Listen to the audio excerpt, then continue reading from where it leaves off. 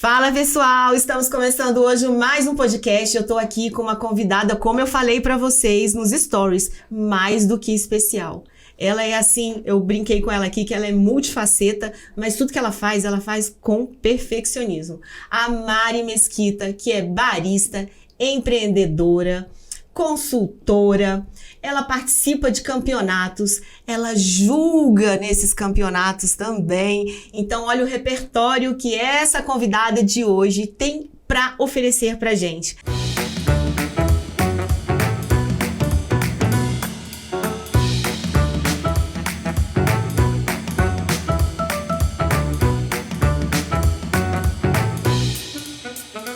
Mari, seja muito bem-vinda. Obrigada por ter aceitado o meu convite. Eu sei que você tá nos corres, nos rolês da vida aí, na loucura, mas abriu esse tempinho para conversar com a gente, pra gente levar, né, pros nossos espectadores, pros amantes de café, um pouquinho da sua vivência, das informações que você tem para passar.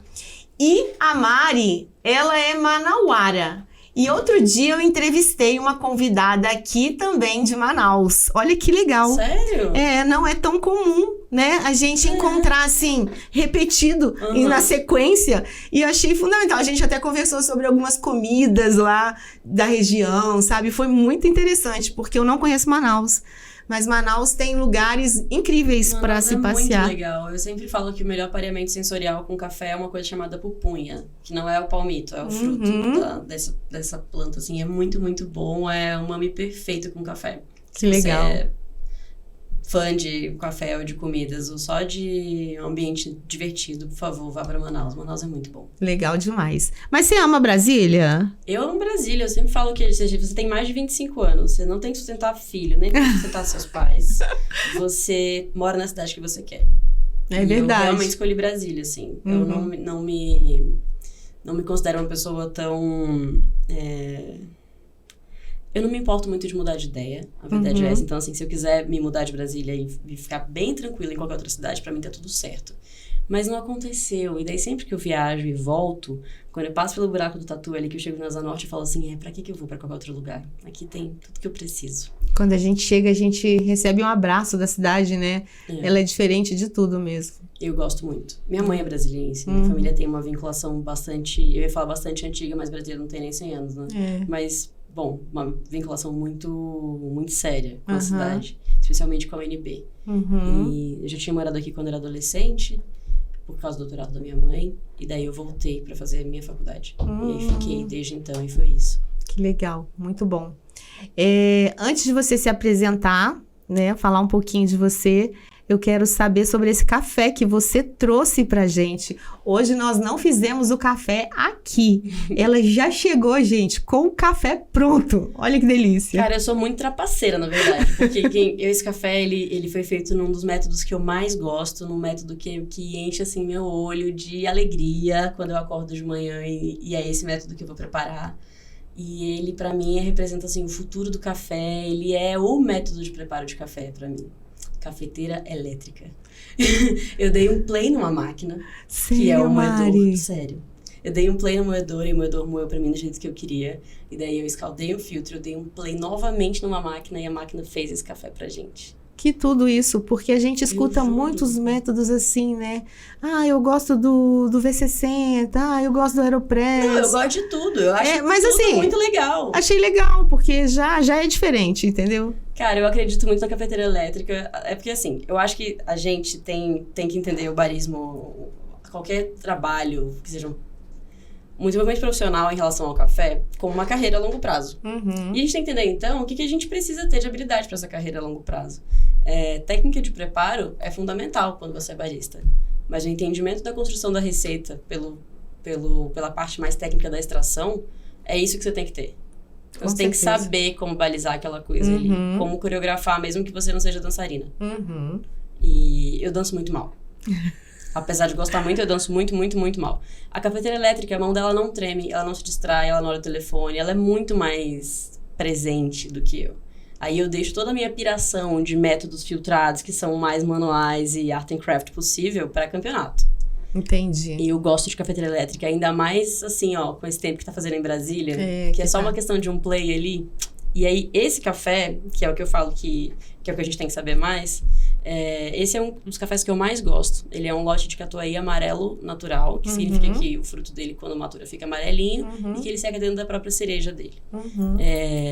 Desculpa ser redundante aqui, eu não sei quem sabe disso, eu acho que ninguém é obrigado a saber. Não, então, mas a gente tá aqui, a gente tá aqui pra falar pra quem não sabe e pra quem sabe muito. Então, beleza. Bom, pra quem não sabe, pra quem sabe muito, esse café é produzido pelo Augusto Borges e pela família dele, que é um produtor que tem pouco mais que a minha altura, e pouco mais que a minha idade, mas ele tem o conhecimento de produção de café de quem viveu umas 100 vidas já. O Augusto tem uma fazenda chamada Capadócia, que fica em São Gonçalo do Sapucaí, na Mantiqueira de Minas. E o Augusto é um dos produtores do Brasil que tem mais visão sobre o mercado de café no Brasil e uma vinculação mais forte com baristas e torrefadores.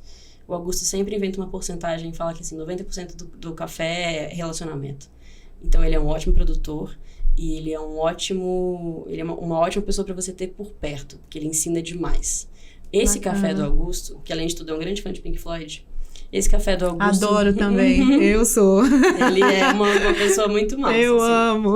Esse café do Augusto é um café que eu compro todo ano para fazer o cold brew do meu projeto, do Bike Brew e alguns outros projetos que eu tenha para executar. E a gente desenvolve a torra dele no Civitar. Então, quem cuida desse café para mim é o Fernando Bach, que é em quem eu confio muito. Esse café foi, como eu te falei, produzido na cafeteira elétrica e ele foi torrado tem 5 dias no máximo. Então, ele vai estar assim, fresquinho, apesar de estar um pouquinho mais frio agora. Mas ele vai estar fresquinho, um pouquinho frutado, com uma acidez que abraça e nada muito assustador. Não é um café que alguém esfregou um marca-texto na sua cara. Ele é bem macio. O café bom, ele tem que ser macio, né? Eu acho. Eu também. Sem inventar muita roda. Então, para começar, eu vou te fazer uma pergunta. Tá bom. Pode pôr café? Claro, quer que eu te sirva? Eu quero. Não, vamos mudar o protocolo hoje? Hoje você me serve, vai. Eu não sabia que tinha protocolo, turma. É claro, desculpa. Mas a gente pega de surpresa. Tem algumas surpresinhas no decorrer da nossa conversa. Quer mais? Não, tá ótimo. Beleza. Produção, se alguém quiser café, ainda tem aqui, tá? Então, vamos falar da Mari. A Mari pela Mari. Vamos falar um pouquinho? Como é que começou sua jornada? Porque eu sei que você começou, estava fazendo faculdade, se formou, e aí, de repente, aquilo que acontece com um monte de gente. Acho que é isso. Acho que aconteceu comigo aquilo que acontece com um monte de gente. Eu estava, na verdade, no meio da faculdade, faltava um quarto para terminar, mais ou menos. Eu não tomava café. Eu achava que era uma espécie de doping que as pessoas que tinham menos energia que eu usavam para aguentar o dia delas. Sem muito mistério, né? Ele é só um café gostoso. É gostoso. Só um café gostoso. Muito, muito leve, muito macio mesmo. Eu fico feliz quando o café do Augusto faz sucesso. Bom demais. O que não é raro, o café do Augusto sempre faz sucesso. Ele é produtor extremamente premiado. Eu tava na faculdade, eu cursei Ciência Política na UNB. E eu ainda estava fazendo ciência política. E eu sou uma pessoa muito contente em produção acadêmica, assim. Eu acho a produção acadêmica a coisa mais bonita que existe, assim. Eu sou bem mais apaixonada por isso, inclusive, do que por todas as outras coisas que eu possa fazer. Porque no final das contas eu acabo vendo essa produção acadêmica nas outras coisas que eu faço.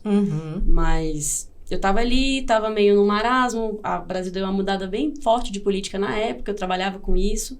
E eu fui ficando entristecida, tal qual a borra de café esquecido no coador. E aí minha orientadora, que é uma pessoa incrível, que hoje é uma das minhas melhores amigas, me chamou pra ir numa cafeteria que tinha acabado de abrir na minha quadra.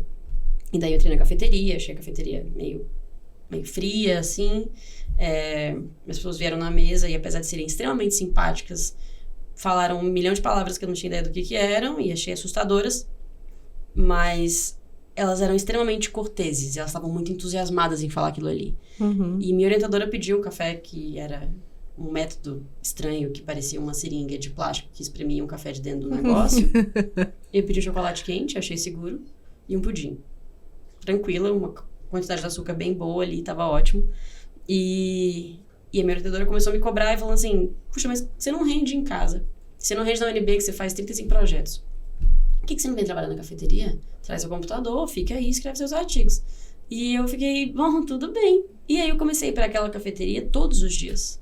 E eu virei esse tipo de cliente. Eu virei o tipo de cliente que sabe o nome de todo mundo da cafeteria e que tem um pedido meio protocolar e que passa 1000 horas na mesma mesa, que procura mesa com tomada, que eu falo que faz parte da mobília da cafeteria. Uhum. E eu amei esse lugar. E eu fiquei apaixonada por tudo ali, não necessariamente pelo café. Se você quiser falar o nome do lugar, fica à vontade, aqui é aberto. Já te falo. Tá. Mas é que tudo era fascinante pra mim, tudo era incrível, a comida era maravilhosa, eu não tinha muita vontade de provar café. Só que pros baristas e pra quem tava trabalhando lá, era inadmissível que eu estivesse ali e não tomasse café, gente, pelo amor de Deus, não quer nem provar um negocinho, que você não gosta de café, mas esse aqui você vai gostar. E aí alguém começou a me dar café de vez em quando, assim. Uhum. Um espelho da regulagem, um expressinho que sobrou, finalzinho da extração do coado. Não, esse grão que chegou aqui, mais esse aqui você vai ter que provar. E aí eu comecei a ser ciceroneada nesse universo, por todo mundo que trabalhava nessa cafeteria. E eu comecei a gostar de café. E eu lembro do dia que eu provei um café. E eu sempre ouvia as descrições inteiras. Tipo, esse aqui é um catuai vermelho descascado que vai ter acidez de laranja, lima e não sei o que, doçura de... E as pessoas inventam... Tipo, palavras pra mim eram totalmente inventadas. Uhum. E olha que eu li teoria política, assim. Então, assim, palavras inventadas mesmo. E eu achava interessantíssimo como elas tinham aquele repertório todo. Elas não decoravam informações, elas sabiam informações. Eu achava aquilo brilhante. E aí, um dia, eu dei um gole de um café e eu realmente senti o tal do limão. Era um Catuai 81, da Isabela Raposeiras. Acho que era 2014 ou 15. E foi realmente... Despertou o sensorial na hora. Eu fiquei, mentira que elas não estavam mentindo pra mim, que era sério isso aqui. E aí eu já frequentava o clandestino diariamente. E em algum momento eu acabei pedindo pra trabalhar lá. Sério? E eu ia tirar um ano sabático da ciência política. Eu ia só tirar um leve ano sabático. Até Quantos anos faz isso? 7. Um ano que... E eu trabalhei super pouco, né? Quem trabalha em cafeteria trabalha quase nada. Tirou ano sabático, né? Uhum. Nossa, eu jurava que era uma coisa muito facinha. É muita loucura. Não é que eu achava que fosse facinho, eu só tinha um tipo de trabalho no qual eu sempre levava o trabalho pra casa. Uhum. E eu queria uma coisa que me fizesse cumprir hora e acabar ali. Desopilasse, né? Na hora que você mas não foi saísse. bem como aconteceu. Eu acabei realmente me apaixonando muito por essa história. Em paralelo a isso, mas não tão em paralelo, né? Porque paralelas não se cruzam. Nesse caso, essas histórias claramente têm a ver.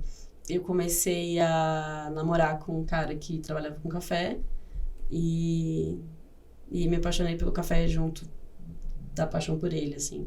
E foi difícil não viver o café. Imagina. É isso. Porque aí o papo é café, as experiências, né? Que legal. É isso. Muito legal. Legal demais. Engraçado. A gente já conversou aqui em outros episódios sobre isso. Eu sempre puxei esse gancho de... Muitas pessoas entendem esse repertório do café de uma maneira... Não entendem, não. É muito abstrato para quem não tá no meio, sabe? Mas, de fato, quando você começa a buscar as informações, a estudar... tudo vai se conectando, Sim. Né? Então, assim, essa sensação que você teve na cafeteria, né, de se sentir assim, poxa, chegou, me atendeu super bem, mas nada daquilo fazia parte do meu mundo. Eu queria muito entender a língua que aquela pessoa tá falando, sabe? Assim, eu queria ser fluente na língua que aquela pessoa tá falando, coitada. Ela tá jogando pérolas a porcos aqui pra mim. E aí, eu só consegui entender que... aquela pessoa não estava necessariamente me pedindo para reter 100% das informações técnicas do que ela estava dizendo, e ela sim queria compartilhar aquilo comigo para me despertar alguma outra coisa. Eu só consegui entender isso quando eu troquei de papel. Quando eu fui a pessoa que falava na mesa. Mas você acha que isso afasta as pessoas também? Eu acho que a maneira como a gente comunicou isso durante muito tempo, sim. Tanto que é isso, eu estou desenvolvendo um zine agora, uma publicaçãozinha bem curta, sobre como ler pacotinhos. Legal. Porque eu acho que a gente põe umas palavras ali que fazem muito sentido para quem já fala aquele idioma, mas que assim, ó, Brasília já tem bastante torrefação, bastante cafeteria. Brasília tem um público super aberto a provar o novo. É que Brasília precisa muito de mais bebedores de café especial. Exatamente. E a gente vai conseguir fazer isso quando a gente baixar a bola, sabe? Descer um pouco do salto. Que eu acho que é um movimento que a gente vem fazendo. Quando a gente começa a focar em sensoriais que tragam conforto sem menosprezar o cliente, a gente acaba dando um passo em direção a essa comunicação mais fluida que a gente possa ter com quem não é expert. E era importantíssimo que algumas pessoas que acho que às vezes têm anseio de abrir cafeteria, ou baristas que querem abrir cafeterias, entendam que quem paga boa parte das nossas contas como estabelecimentos abertos não é o expert. Então, se você norteia toda a experiência da sua cafeteria para o expert, você vai estar deixando de acessar muita gente e, no final das contas, isso pode ser bem perigoso em termos de saúde para o seu negócio. É verdade. Eu falo muito assim, o mercado do café especial hoje, ele está caminhando como aconteceu com o vinho no Brasil, como aconteceu com a cerveja especial no Brasil, né? Então, eu acho assim, o que eu vejo muito é que, às vezes, assim, nos pacotinhos, como você fala, né? Às vezes, o sensorial do café, o cara coloca tanta coisa ali que para quem ainda não teve a experiência, não despertou, é difícil, é muito difícil. Então, assim, não é todo mundo que vai tomar isso como um desafio, algo que eu quero né, alcançar. Eu acho que o sensorial, a descrição sensorial ainda é um debate bem acho que a ser debatido porque ele é muito subjetivo. E é uma coisa de repertório, mas também é uma coisa de convite, de alguma forma. Só que aquilo ali não é... Bom, aquilo ali não é estático. Agora, algumas palavras, tipo, que é importante deixar bem claro, tipo, variedade, processamento e tal, às vezes são só ditas, elas são só escritas ali e você não tem garantia nenhuma de que o cliente entenda qual é o impacto de cada uma delas para dentro do pacote. Então, você tem alguns clientes, por exemplo, vão na cafeteria e falam assim, o que você tem de bourbon amarelo aí? E o barista fica com uma grande interrogação na cabeça, um Nazaré, assim. E aí alguém vai falar assim, não é que eu não sei o que é bourbon amarelo. É que eu não sei se eu consigo dimensionar qual que é o impacto da coisa ser um bourbon amarelo no gosto que você acha que você quer sentir. Só que não pode ser uma coisa paternalista também, né? Eu não posso achar que eu sei o que o cliente quer. Isso é triste até, é uma prepotência tristíssima. Só que é isso, o impacto do que vai o bourbon amarelo no gosto da xícara que aquela pessoa tem é assim, ela provou um que ela amou e calhou esse bourbon amarelo. Puxa vida. E você acha, assim, que ainda falta muito esclarecimento nessa trajetória, nessa cadeia que o café percorre na cabeça do consumidor final, para que ele valorize? Ainda é um custo, né? Quando a gente fala de café tradicional e café especial, de especialidade, é um custo, é um hiato ainda, né? Mas para que o consumidor final possa valorizar, como é que a gente tem que fazer o trabalho para levar toda essa cultura lá do pé até a xícara e mostrar... Eu vou ser muito tilelê agora, cara. Eu não queria, mas eu vou ser muito tilelê e viajante. É que eu acho que a gente não vai resolver essa pelo café. A gente vai resolver essa por alimentação justa. É porque a principal coisa pra mim é que a galera não sacou que o café, além de ser uma fruta, o café é uma questão de safra. Os cafés são lotes que variam, que mudam, porque eles são organismos. E a maneira como a gente consome eles também é safrada. Então... esse Catuai 81 que eu comentei que eu provei em 2015, que tinha limão, foi o café mais importante que eu lembrei de ter tomado até um dia desse. E eu posso tomar esse café de novo e ele pode não estar igual e eu também não posso não estar igual. Constantemente Heráclito, né? Nem assim, a gente não pode banhar no mesmo rio duas vezes, que nem a gente é o mesmo, nem o rio é o mesmo. Os alimentos são uma questão de safra, eles são uma interlocução que a gente tem com a natureza para conseguir fazer com que ela provenha alguma coisa para botar na nossa mesa. É um consumo de nutriente, é um consumo do trabalho dos outros. Então, se todo mundo começasse a pensar, ou se algumas pessoas começassem a se dar conta mesmo dessa relação de trabalho que dá a produção, a variedade do café ia importar um pouquinho menos. Porque aí as pessoas iam entender que aquele produto ele é limitado e tem um custo alto, porque esse custo é proporcional ao trabalho que foi tido ali dentro. Os produtores que produzem café tradicional são os mesmos que produzem café especial. Não todos, nem todo mundo produz café tradicional. Grande parte, é verdade. Mas o mais frequente que você tem é que os produtores, inclusive que fizeram essa xícara aqui, tenham feito um lote muito mais simples e menos separado e esse pacote esteja dentro de outras empresas, de que você vê no supermercado, inclusive. Só que não é o mesmo café, por mais que você tenha um cuidado gigante ali. Só que é uma questão de absorção ao mercado, da maneira como você coloca esse trabalho em prol de cada mercado que você quer acessar. Produzir só café especial é muito, muito, muito, muito difícil, porque quanto mais alto o ponto, quanto mais alta a barra do que a gente está chamando de qualidade sensorial na xícara, e isso acaba sendo uma coisa muito mais técnica do que afetiva, menos quantidade você consegue produzir. Porque você tem que separar muita coisa. Isso. Você tem que controlar muitas variáveis, e a natureza é uma coisa que você pode fazer tanto de acordo com o que você quiser com ela, mas tem horas que ela faz o que ela é pode variável, fazer. É minucioso. E é lindíssimo, mas é isso. Eu acho que as pessoas vão conseguir entender a gradação de custo que tem em cada pacote de café, se elas conseguirem entender também o tanto de trabalho que tem por trás daquilo ali, que é o que tem por trás de cada tomate machiste que você consome. Mas é cultural também, né? Porque o brasileiro que consome café tradicional, ele tem o hábito de ir ao supermercado, comprar 3, 4 pacotes, a depender do tamanho da família dele ali, armazenar aquilo ali já moído, né? Claro. E ficar tomando. E eu penso que o café especial é algo que ele, assim, outro dia eu estava até conversando com um torrefador aqui. Ele falou assim, eu tentei colocar o café na prateleira de um pequeno supermercado. Sim. Não deu certo. Por quê? Porque o café especial é um grande nicho, valoriza a data, né, da torrefação. Então, se aquele café fica ali, sei lá, 3 meses na prateleira, quem entende de café especial vai ter algumas restrições. Sim, tem. Né? Então, não deu certo o projeto dele. E hoje eu vejo assim, que a gente busca o café especial nas cafeterias, né, nas feiras, nos eventos, né? Então, eu compro café em várias cafeterias aqui em Brasília, mas eu vou lá, compro um pacote, compro 2 no máximo, vou consumindo, né? Tá acabando, eu vou e compro outro. Então, eu fico pensando nessa rotina, né? Isso aqui. Eu acho o seguinte, se a gente começar a se perguntar o porquê que a gente consome café especial individualmente, essa resposta vai variar muito. Então, eu acho que eu gosto do gosto, do sabor desse café. Se eu soubesse que o café do supermercado, que é, às vezes, antes ele era tipo 6 vezes mais barato do que esse, agora ele é só 3 vezes mais barato do que esse, porque ele encareceu muito. Muito. Foi a commodity que mais encareceu, né? A gente teve o maior aumento em 27 anos. Se esse café tivesse o mesmo sabor que o que tá na gôndola e o da gôndola fosse mais barato, e eu soubesse que o da gôndola teve, assim, o mesmo trabalho e o produtor recebeu tão bem para um e para outro, eu acho que eu optaria pelo mais barato. Ia ser, puxa, muito mais barato pro meu bolso.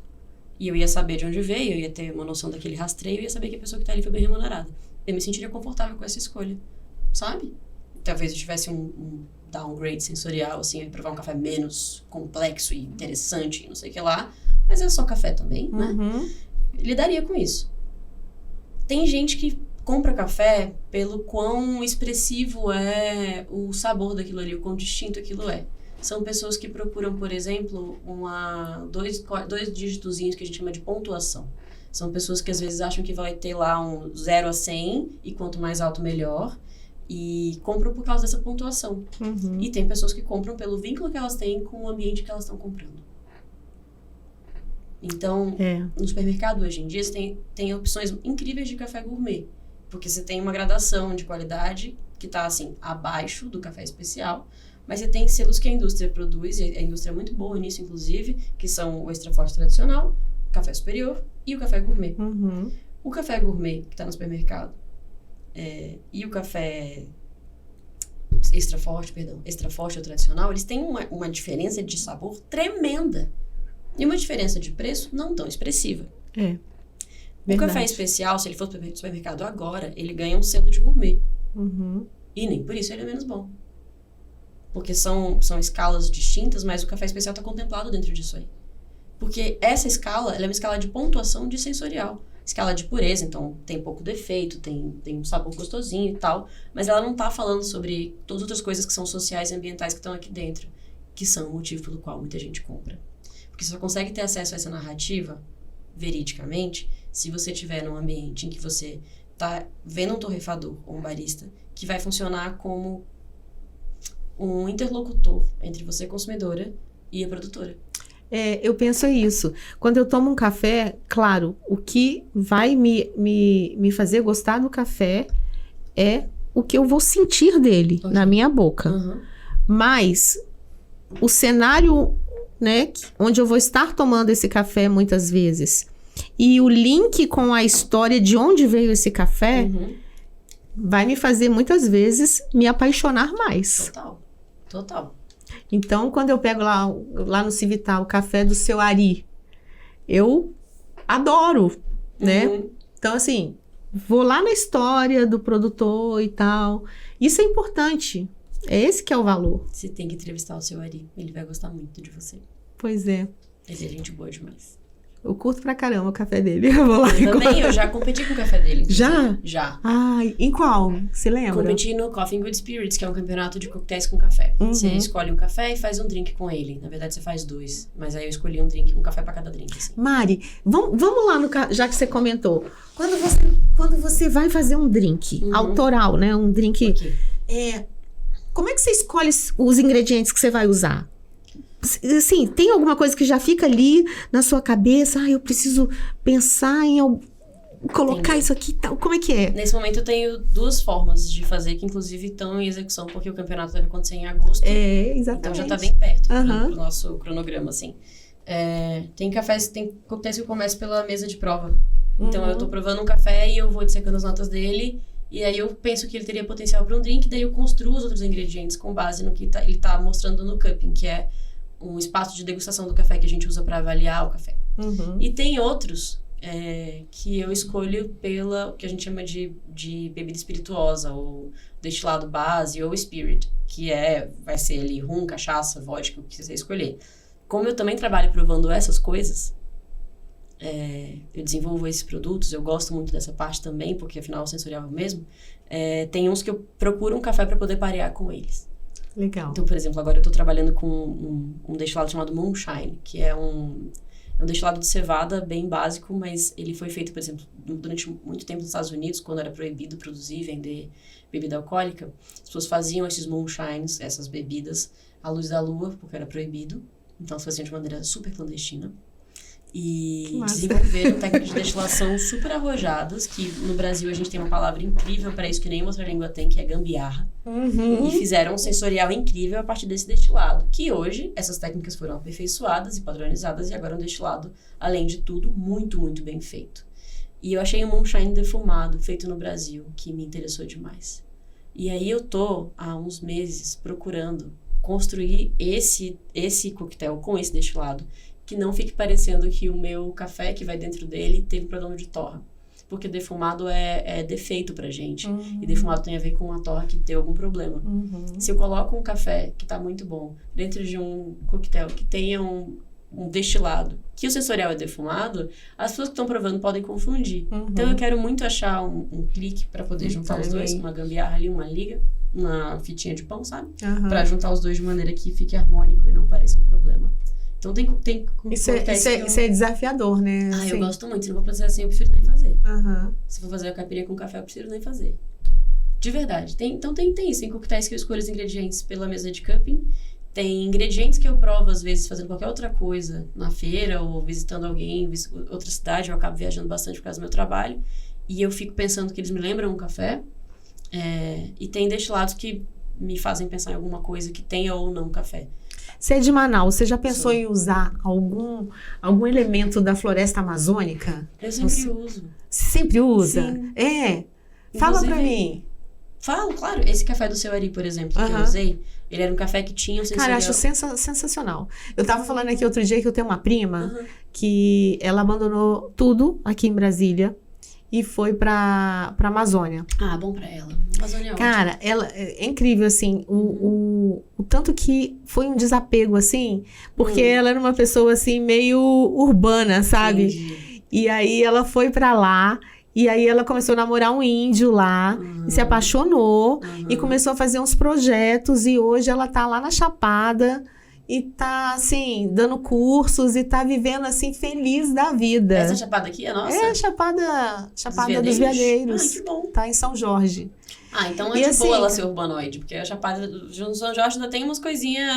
Tem cafeteria de café especial em São Jorge. Pois é. Então tá de boa. Mas assim, ela viaja direto pra lá, né? E passa um tempo lá e volta e tal. E eu acho assim, cara, acho incrível isso. Hoje, quando a gente tem eu não falo coragem, porque eu acho que isso só depende de decisão. Total, né? Você... Pô, tchau, fui, vou viver de uma outra forma, vou adotar outra filosofia de vida e tchau, acabou. Nossa, eu sou tudo menos minimalista. Eu não sei esse ser humano, não. Eu sou uma grande acumuladora de tralha. E eu viajo cheia de 1000 voluminhos, é a coisa mais vergonhosa que tem. Mas é porque eu tenho essa coisa com o gosto dos negocinhos, né? E aí eu me cerco de muitas coisinhas assim. Então, sei lá, eu viajei para os Minamihara, que são uma fazenda de café que eu adoro, lá em Franca, em São Paulo. Os Minamihara consorciam café e abacate. E aí eu voltei pra Brasília com 2 cafés deles na bolsa, porque eu ia testar pra campeonato, porque uma amiga muito querida, que é a Marta, torra os cafés dele, ela é incrível nisso. E voltei com 7 abacates na bagagem de mão. Eu peguei um ônibus de Franca pra São Paulo com 7 abacates na mão, peguei um voo de Congonhas pra Brasília com 7 abacates na mão, peguei o Uber até minha casa com 7 abacates na mão. Uma de cada variedade, que eu queria entender qual que era a diferença entre eles. Eu nem sou grande fã de abacate. Mas eu queria entender qual que é a diferença dos gostos, entendeu? Então, assim, essa coisa de largar tudo e morar no meio do mato, eu acho os 10, mas eu gostaria de ter, assim, vários armários de tralha pra poder ficar provando, assim. Eu faço coquetéis com ingredientes amazônicos sempre, porque eu acho indissociável pensar o que é meu repertório de sabor na hora de construir qualquer coisa. Então, sei lá, lembro de um cup em que todo mundo sentia pamonha no café, e eu falava, isso é pupunha. E eu provei o mesmo café algumas vezes em Brasília com algumas pessoas, falavam, isso é pamonha, nossa, que legal, curau. Eu falei, pra mim é pupunha. Daí cheguei em Manaus, fiz esse cup com 3 baristas lá, e a galera falava, pupunha. Todo mundo tinha mais repertório que eu. Eu achei aquilo um alívio tão grande. Eu provei um café que tinha pamonha, e aí veio a discussão, né? Como é que um americano vai sentir pamonha aqui se ele não tem esse repertório, se ele não, né? É isso. Como é importante também a gente conseguir entender que o sensorial, quando comunicado, ele é isso, ele é uma linguagem. Ele é uma tradução, né? As pessoas acham que a parte difícil é sentir os sabores. Essa é a parte que a gente é feito pra ser. A gente já tá pronto pra fazer isso. Ninguém, né, tem assim um super olfato. A galera até tem, mas quem prova não é uma galera que tem uma anatomia diferente. Quem prova é uma galera que é muito boa em saber se expressar. E sabe comunicar o que tá sentindo, já mapeou como o cérebro funciona. Isso é legal. Mas pergunta de ingredientes amazônicos, eu não vou fugir dessa pergunta, tá? O café do seu Ari. No Coffee with Spirits a gente tem a estrutura que é assim. Desculpa, Coffee with Spirits. Às vezes eu desando a falar. A gente faz 2 coquetéis quentes e 2 coquetéis frios. E aí, você pode escolher se você vai usar o mesmo café para as 2 coisas, mesma base alcoólica para as 2 coisas. Eu decidi fazer só o drink quente com o café do seu Ari. Fiz um café filtrado, um método que eu gosto muito, que chama The Gabi, que você controla o fluxo. Tem aqui no Arra, dá pra provar depois, é um excelente método, muito consistente. O Fernando de Civitá desenvolveu uma torra só pra esse campeonato, pra mim.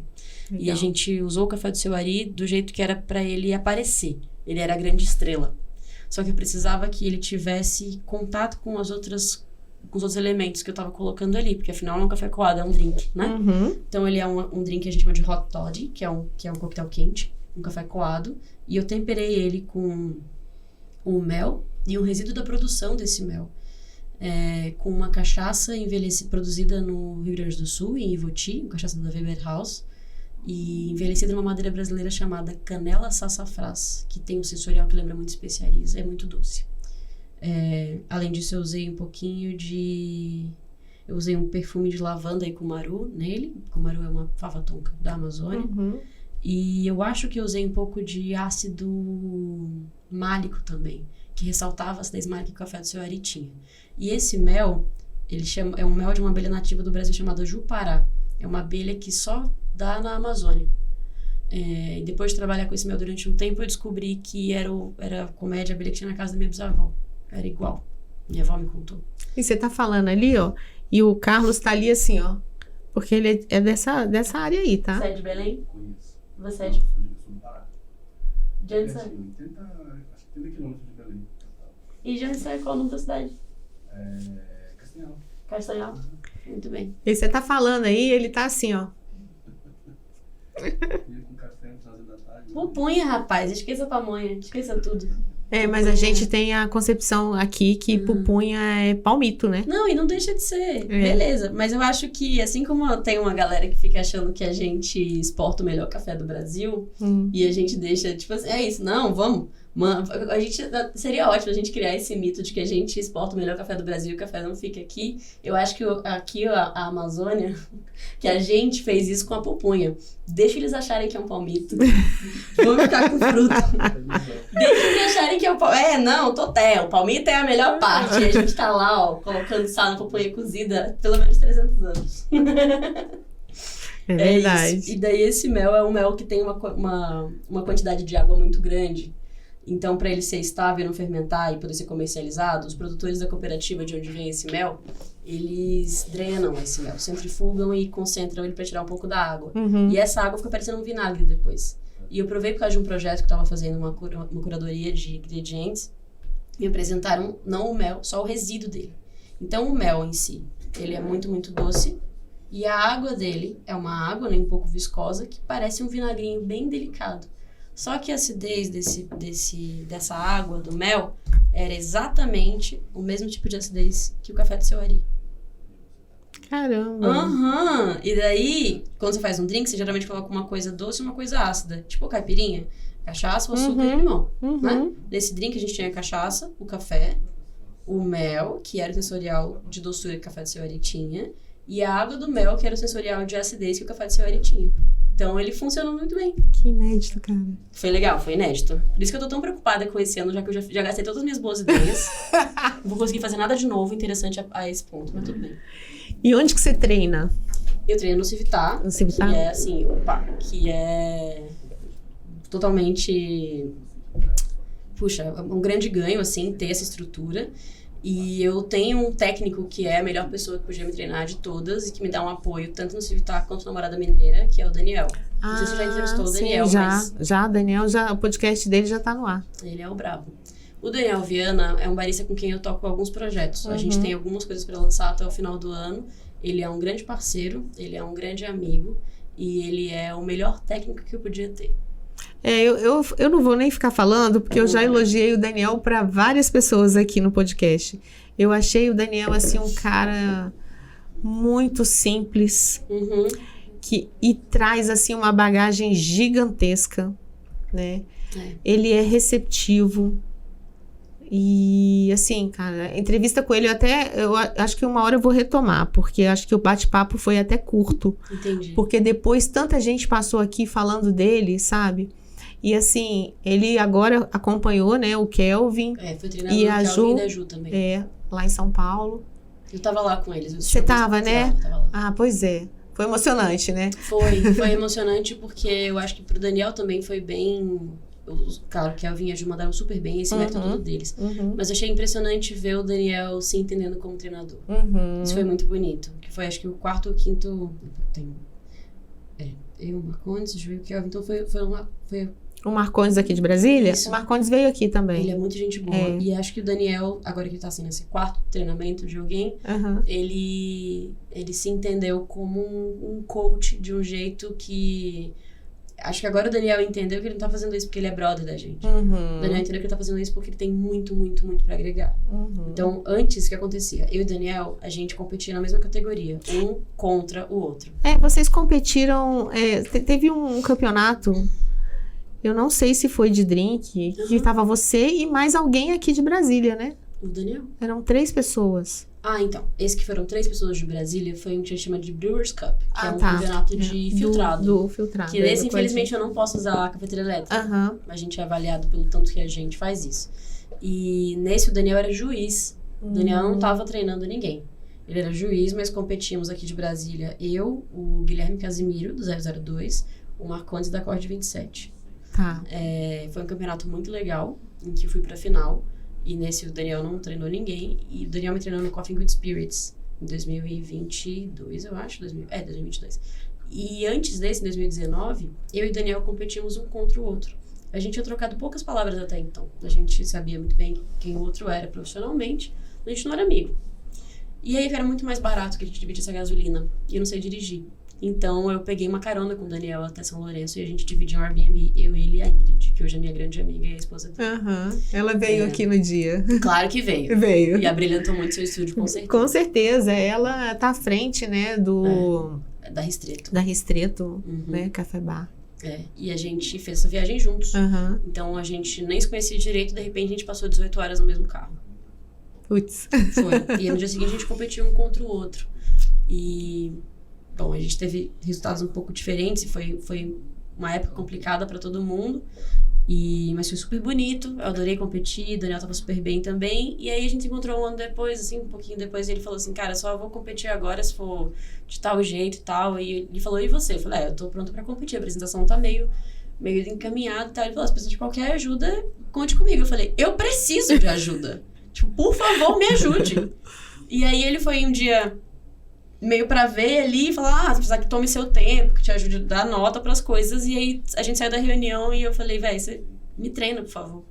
E eu acho bonito o que a gente faz, porque a gente parte de coisas diferentes do café, a gente tem carreiras com tempos muito distintos, e a gente se complementa muito bem.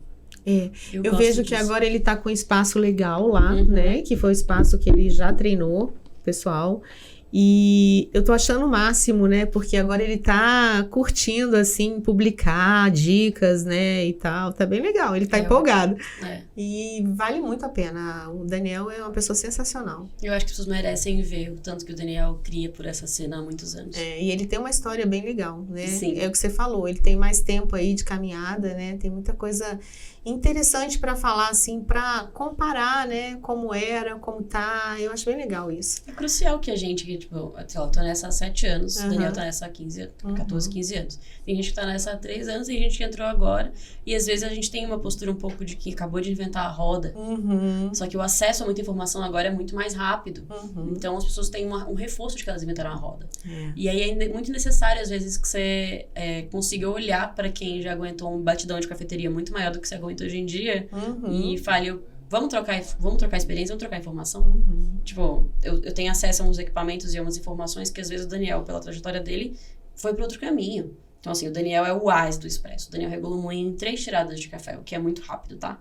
E eu sou a pessoa do filtrado, então eu entendo a extração de uma outra forma. E a gente complementa isso e a gente não perde por causa disso, a gente compete. Por mais que eu e o Daniel ocupemos alguns espaços que são sobrepostos. Nós dois prestamos consultoria, nós dois treinamos barista, nós dois fazemos cardápio e a gente não sente que a gente compete. E eu acho que esse é o caminho. Esse é o Tomara. caminho. Tomara. Tem que ser assim, porque isso aí só soma, né, pro café. Fala pra gente um pouquinho dos campeonatos. Você já participou de vários. Como é a Mari participando e a Mari como juíza, a Mari treinando? Como é que são essas vertentes aí? Porque eu acho que você, assim, de uma certa forma, por mais que você tenha a bagagem que você tem, cada momento é um especial. Então, existe a pressão emocional, né, mental, tanto para você participar, quanto para você acompanhar ou julgar. Como que é isso aí? Essa mistura. Eu gosto muito de campeonatos, eu só acho que eles têm o nome errado. Eu adoraria que eles chamassem apresentação. Quando a gente tá na academia, a gente participa de congressos acadêmicos, nos quais as pessoas apresentam as coisas que elas acharam no último ano. Isso. Então, você apresenta um achado científico. E isso é muito legal. Os campeonatos poderiam funcionar da mesma forma. E talvez isso fizesse com que a gente tivesse uma forma de olhar para eles muito mais agradável. Quando a gente não está hierarquizando os trabalhos das pessoas, a gente está só vendo o que foi que elas acharam de contribuição para nossa área. A gente apresenta isso para os nossos pares. Então, os campeonatos eles têm uma função muito mais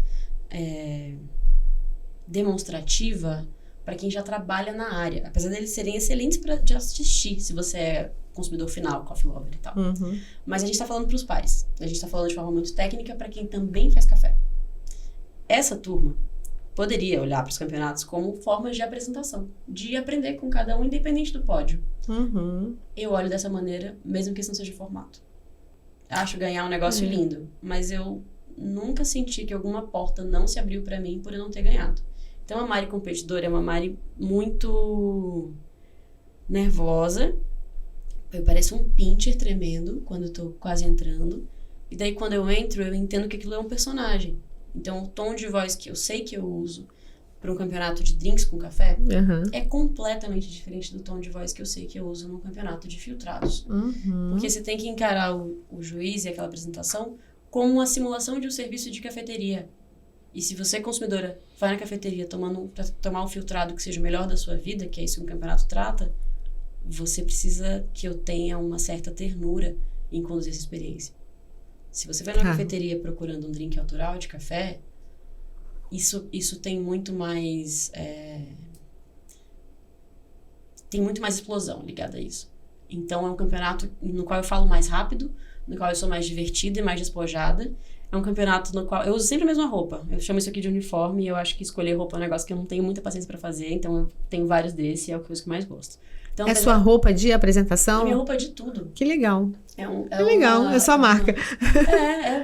Acho que assim como o topete e o cabelo curto, Uhum. construir personagem também ajuda a lidar com o que você chamou de expressão emocional, né? Então, pros campeonatos, eu acho que o que a gente escolhe pra setar o tom também é diferente. As músicas das cafeterias mudam ao decorrer do dia, certo? Sim. A ocasião pelas quais as pessoas procuram tomar café em cafeterias muda no decorrer do dia e da ocasião delas. Se eu tô no campeonato de coquetéis com café, eu preciso performar um personagem que faça as pessoas sentirem o ambiente que elas querem sentir quando elas saem de casa para tomar um drink. A experimentação de uma coisa diferente. Filtrado não. Filtrado é uma ternura de condução para que a pessoa sinta com a paciência que ela precisa ter cada nota daquele café. Tá, mas você faz uma apresentação para quem vai te julgar. Sim. E geralmente nos campeonatos, né, as pessoas tentam não transparecer nenhum tipo de reação. Isso tem sido desconstruído um pouquinho, né? Mas acho que a gente é muito movido assim. Por exemplo, claro. Eu na minha atuação como professora, que eu, né, na minha história aí, eu tinha muito isso, eu representava um personagem. Claro, a gente tem, né, nosso jeito de ser e tal, mas quando eu entrava em sala, era como se eu mudasse ali, né, esquecesse tudo que tem lá fora, e ali eu sou engraçada, eu sou cheia de dicas, eu tiro o aluno, aquela coisa e tal, brincadeira. Mas você tem a troca, né? Você tem o retorno. Tem. Agora, na apresentação, quando você não tem, você tem pessoas ali né, estáticas, te observando com o olho desse tamanho. O trabalho do juiz é tão difícil quanto o meu. Uhum. O trabalho do juiz é tão difícil quanto o meu. Você já foi, não dos nacionais, mas, por exemplo, eu sempre ajudo qualquer organização de alguma coisa, tipo, teve a Taça Barista aqui em Brasília, qualquer campeonato que tenha, eu acho tão importante que a gente tenha esses ambientes de criar a vanguarda da área, que qualquer coisa delas eu vou ajudar a participar, qualquer delas. E eu gosto disso. Só que esse trabalho é tão difícil quanto quem tá ali apresentando. Justamente porque eu sei o quão difícil é apresentar, que eu sei o tanto de esforço que a pessoa que tá na minha frente demandou, sabe? Demonstrou, teve que exercer pra estar ali. Então, eu acho que como juíza, que não tem uma experiência nos campeonatos nacionais, ou que eu chamo de campeonatos oficiais, o meu trabalho é metrificar não aquele esforço, mas a entrega, para que eu seja o mais específica possível na hora de dar o que a gente chama de debriefing, ou um feedback, ou um retorno, para que aquele profissional que está do meu lado na caminhada melhore. E eu sinto esse tipo de abertura nos meus juízes. Eu me movo muito rápido nas minhas apresentações. Eu sou muito formiguinha. Eu tenho um tipo de apresentação, por mais que o personagem em cada competição seja diferente, eu tenho um tipo de apresentação muito característica. E eu entendi isso porque os meus juízes não variam tanto. E eu entendi o que eles me acompanham há alguns anos e eles apresentam nas fichas de debriefing deles essa evolução. É muito louco porque eu entendi depois de um tempo que, por minha causa, agora a gente tem mais um juiz sombra, que é um juiz que acompanha os movimentos porque não deixa nada passar. Eu falo rápido e me mexo rápido. E isso acontece para que a gente não tenha problema de julgamento, para que ninguém deixe passar nada do que a gente se esforçou para fazer. Então eu acho que eu não tenho o retorno visível dos juízes, visual dos juízes, mas eu tenho o que eu programei para que as pessoas sentissem. Quando a gente vai competir, a gente tem uma métrica para cumprir na hora do treino. Então, por exemplo, eu me proponho a fazer 60 vezes a mesma apresentação antes de pisar no palco. Mas isso é uma escolha sua? 60 vezes. E a gente chama de 60 completas, que é o tanto de vezes que você fez aquela mesma coisa para conseguir antever os problemas que você sabe que você vai ter eventualmente. O campeonato não é sobre dar tudo certo, é sobre como você contorna o que dá errado. Isso, as surpresas que você vai ter ali na hora. Você sempre administração de tempo, tudo, né? Sempre tem, sempre tem. Eu não estourei o tempo, mas tem várias vezes em que a pessoa me informou o tempo errado. Você pode ser informado do tempo, né? Tem várias vezes que alguém me informou o tempo errado. Eu conto meu tempo pela música. Tinha vezes em que não tocaram minha música, trocaram a ordem da minha música. Eu achei que eu estivesse fazendo aquilo com 20 minutos a mais do que eu deveria estar fazendo. Já tiveram situações em que a balança que estava marcando meu tempo desligou. Nunca estourei o tempo. Não é porque eu sou muito boa nisso, é porque teve muito treino para chegar ali. Assim como teve muito treino para chegar ali e deixar aquilo orgânico, tem muito treino para você conseguir antever o que cada momento da sua apresentação desperta em quem está assistindo. Então, por mais que meu juiz esteja estático, eu preciso saber o que está acontecendo com ele. Mas isso é uma coisa que quem trabalha todos os dias com serviço de hospitalidade sai na frente em fazer. Porque tem clientes que são muito, muito tímidos.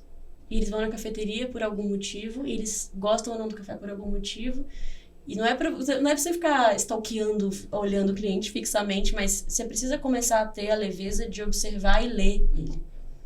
Então, quem faz isso muito bem na cafeteria, faz isso muito bem no campeonato também. Entendeu? Entendi. Então, beleza. Só que eu acho que isso tem uma singularidade, assim, não é todo lugar que você vai que você tem um barista que tenha esse olhar.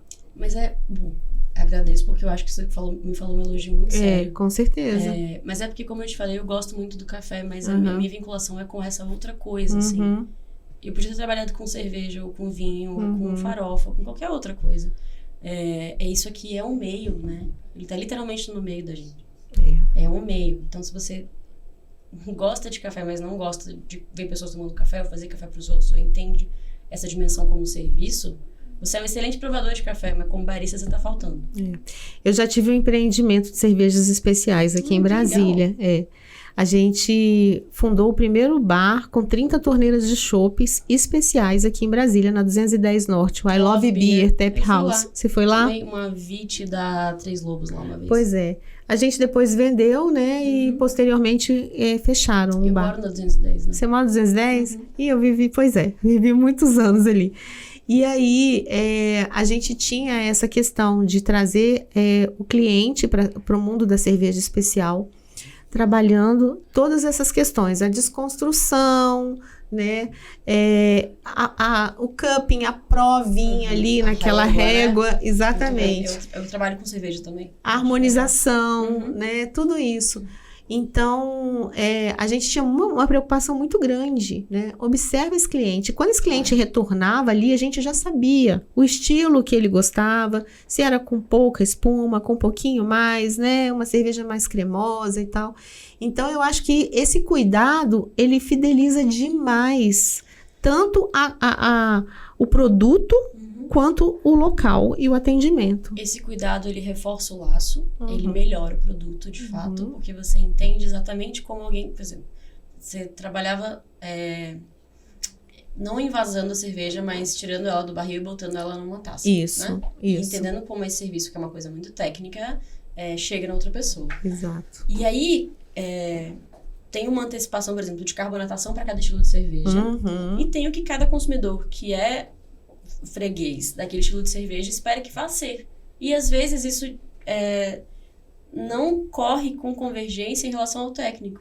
Tem preferências que são culturais e que são muito arraigadas das pessoas que acontecem. E no café é muito complicado as pessoas que estão na frente do balcão, aliás, atrás do balcão, na frente da máquina, se desprenderem do que elas sentem que é o melhor.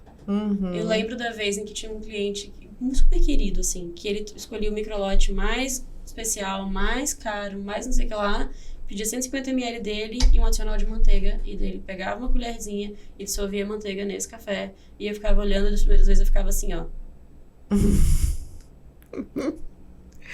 Tipo, escolhe mais barato. E aí chegou um momento em que eu já sabia o nome dele, já conseguia entender melhor os hábitos e tal. Eu falei, cara, tem como eu te perguntar, assim, sem julgamento, por que você gosta assim? Ele falou, porque eu sempre gostei assim.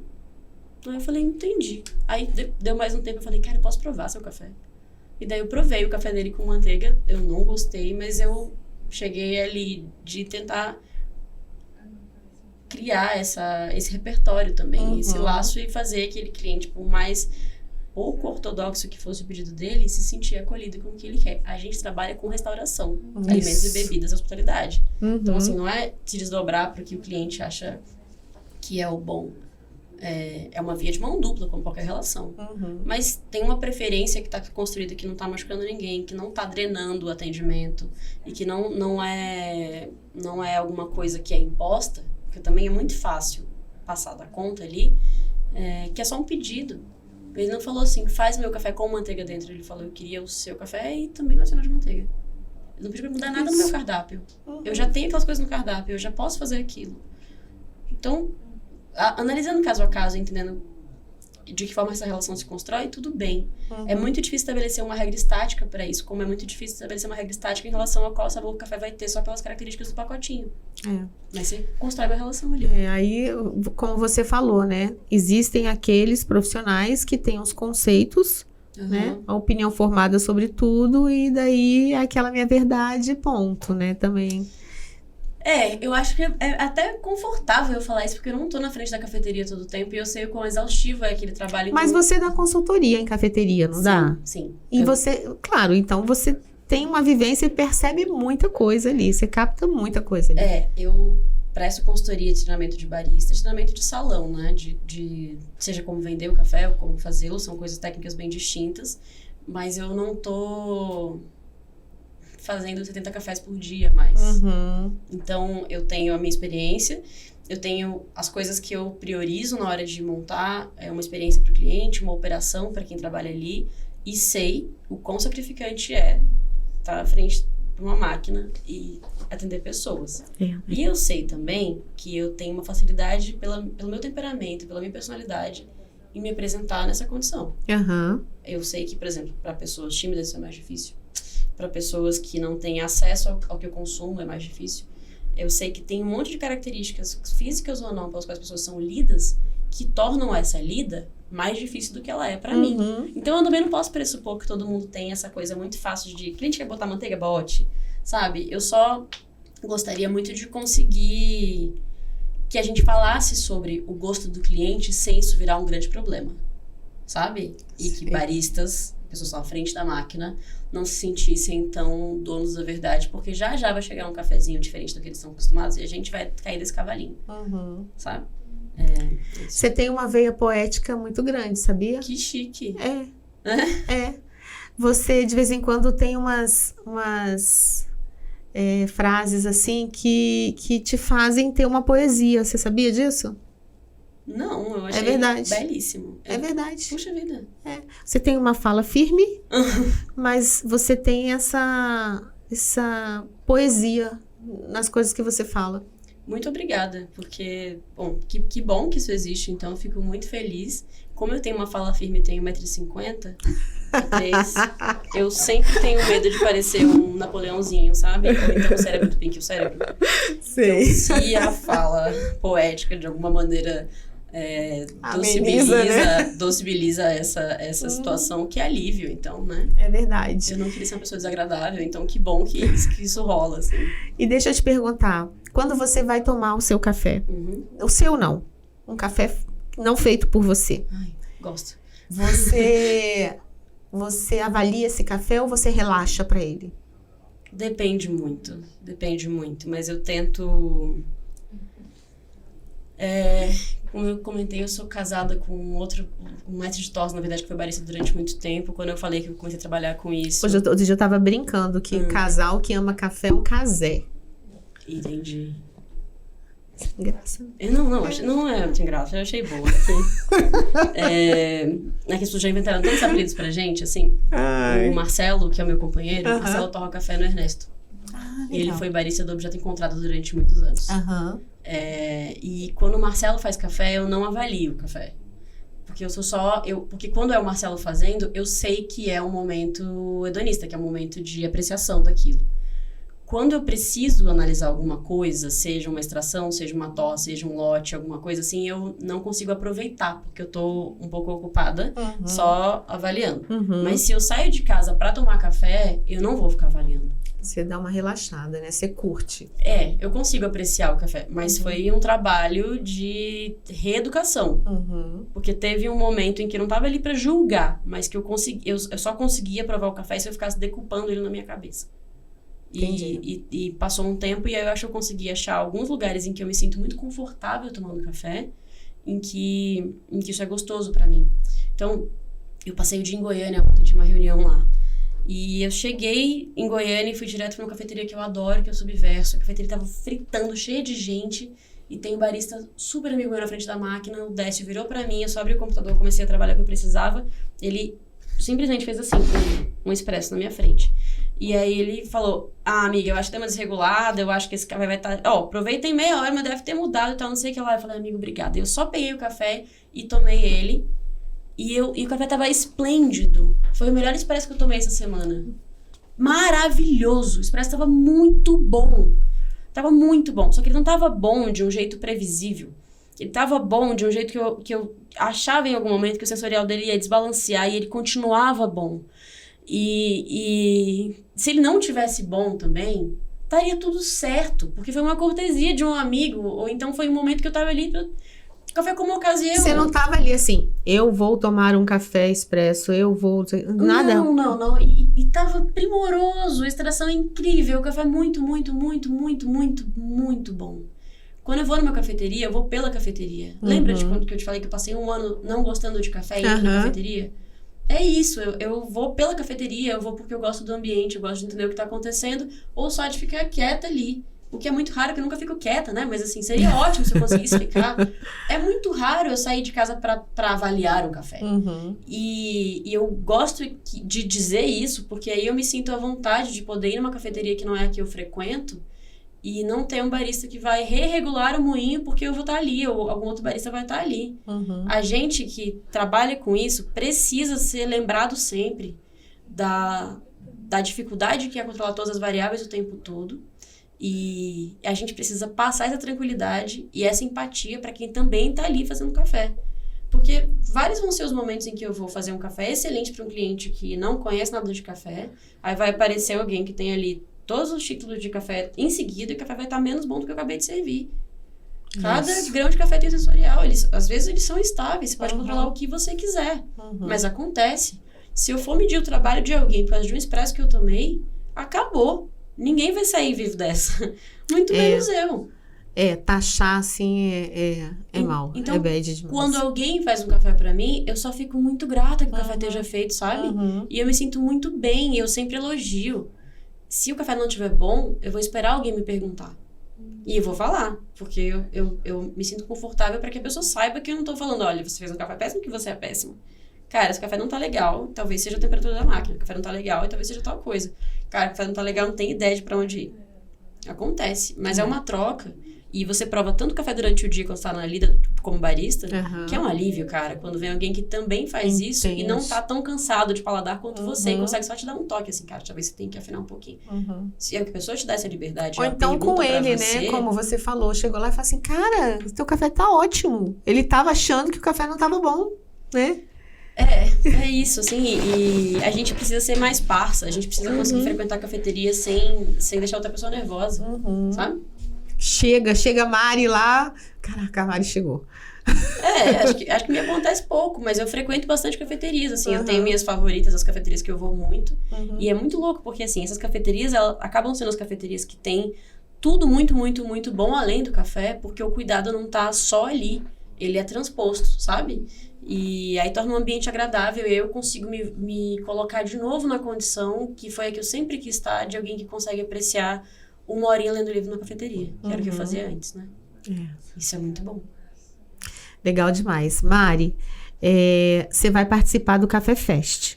Qual vai ser sua atuação lá? Tá.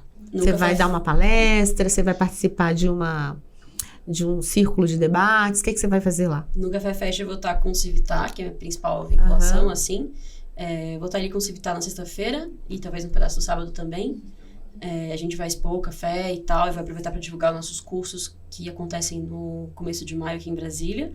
Mas eu vou ministrar 2 cursos no Café Fest, que são os que eu tenho viajado um pouco para ministrar também. São os de métodos filtrados e o de coquetéis com café. Esses 2 fazem parte de módulos diferentes de experiência. O que a galera do Café Fest fez nesse ano foi... Eles vendem o passaporte pra você entrar e tomar o máximo de café que você queira e trocar ideia com quem você quiser e tudo mais. E eles vendem os cursos com módulos com vários professores. Então, em um deles tem experiências sensoriais e no outro deles tem experiências de barista. Daí tem um deles que somos eu, falando sobre filtrados. Aí tem a Simone Yamaguchi, tem a Maria Mion falando sobre sensorial, e eu recomendo demais essa aula. Tiaguinho falando sobre latte art, que é um barista de Curitiba que eu também adoro. No outro tem a Isabela Raposeiras, tem eu, tem o Márcio, que é o sócio da MUI. E tem mais alguém falando sobre também. E então você não consegue pegar só uma aulinha ou outra. É legal porque você consegue um preço mais barato para conseguir fazer 4 atividades.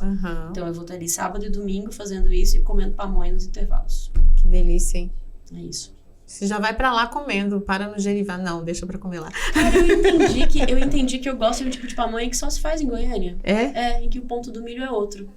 E eu cometi sérias gafes nesse meio tempo, porque eu cheguei nesse lugar que é a pamonharia das pamonharias do centro de Goiânia, e aí eu tirei as palhas e falei, a minha não tá pronta ainda.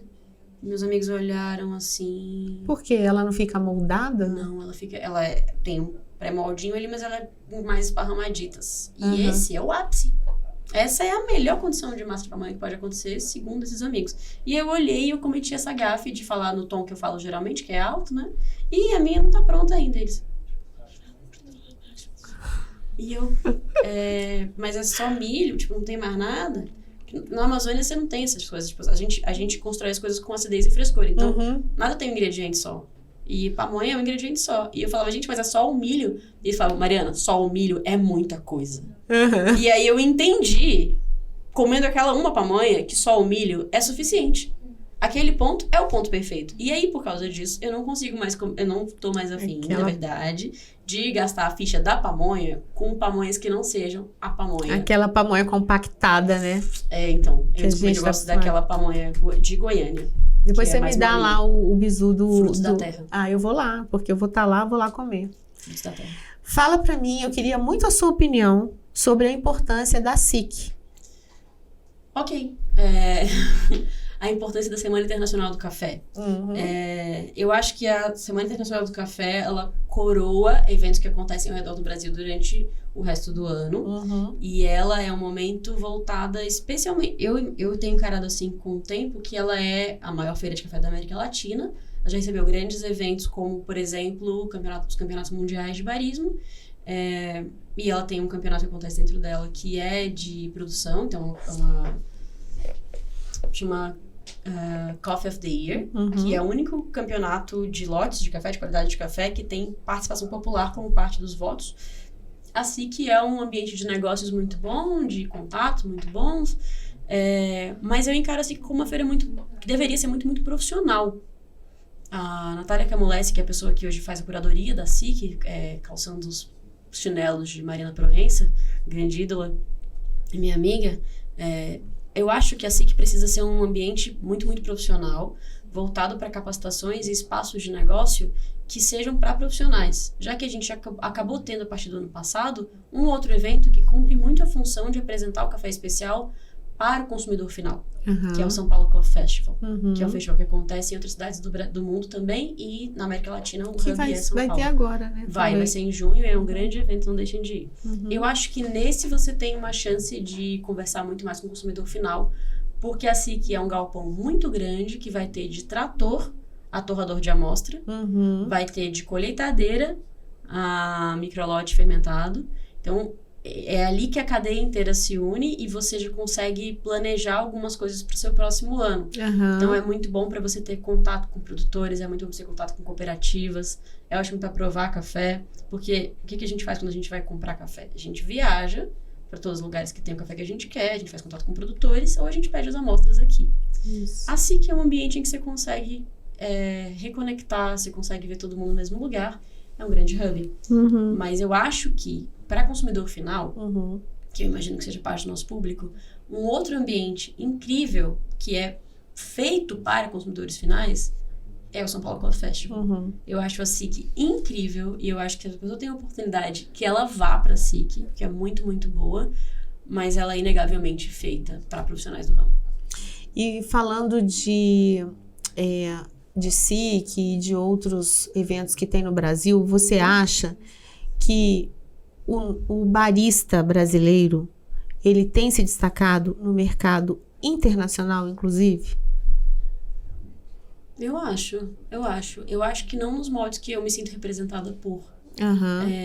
Mas eu acho que baristas brasileiros, torrefações brasileiras, negócios de café feitos no Brasil têm um grande destaque. Eu consigo listar algumas áreas em que isso acontece. Eu acho que, para mim, a gente nunca teve uma embaixadora tão relevante quanto a Marta Grill, que foi campeã de barismo e teve uma classificação fantástica, com uma apresentação que me faz sentir representado como profissional da área no Mundial.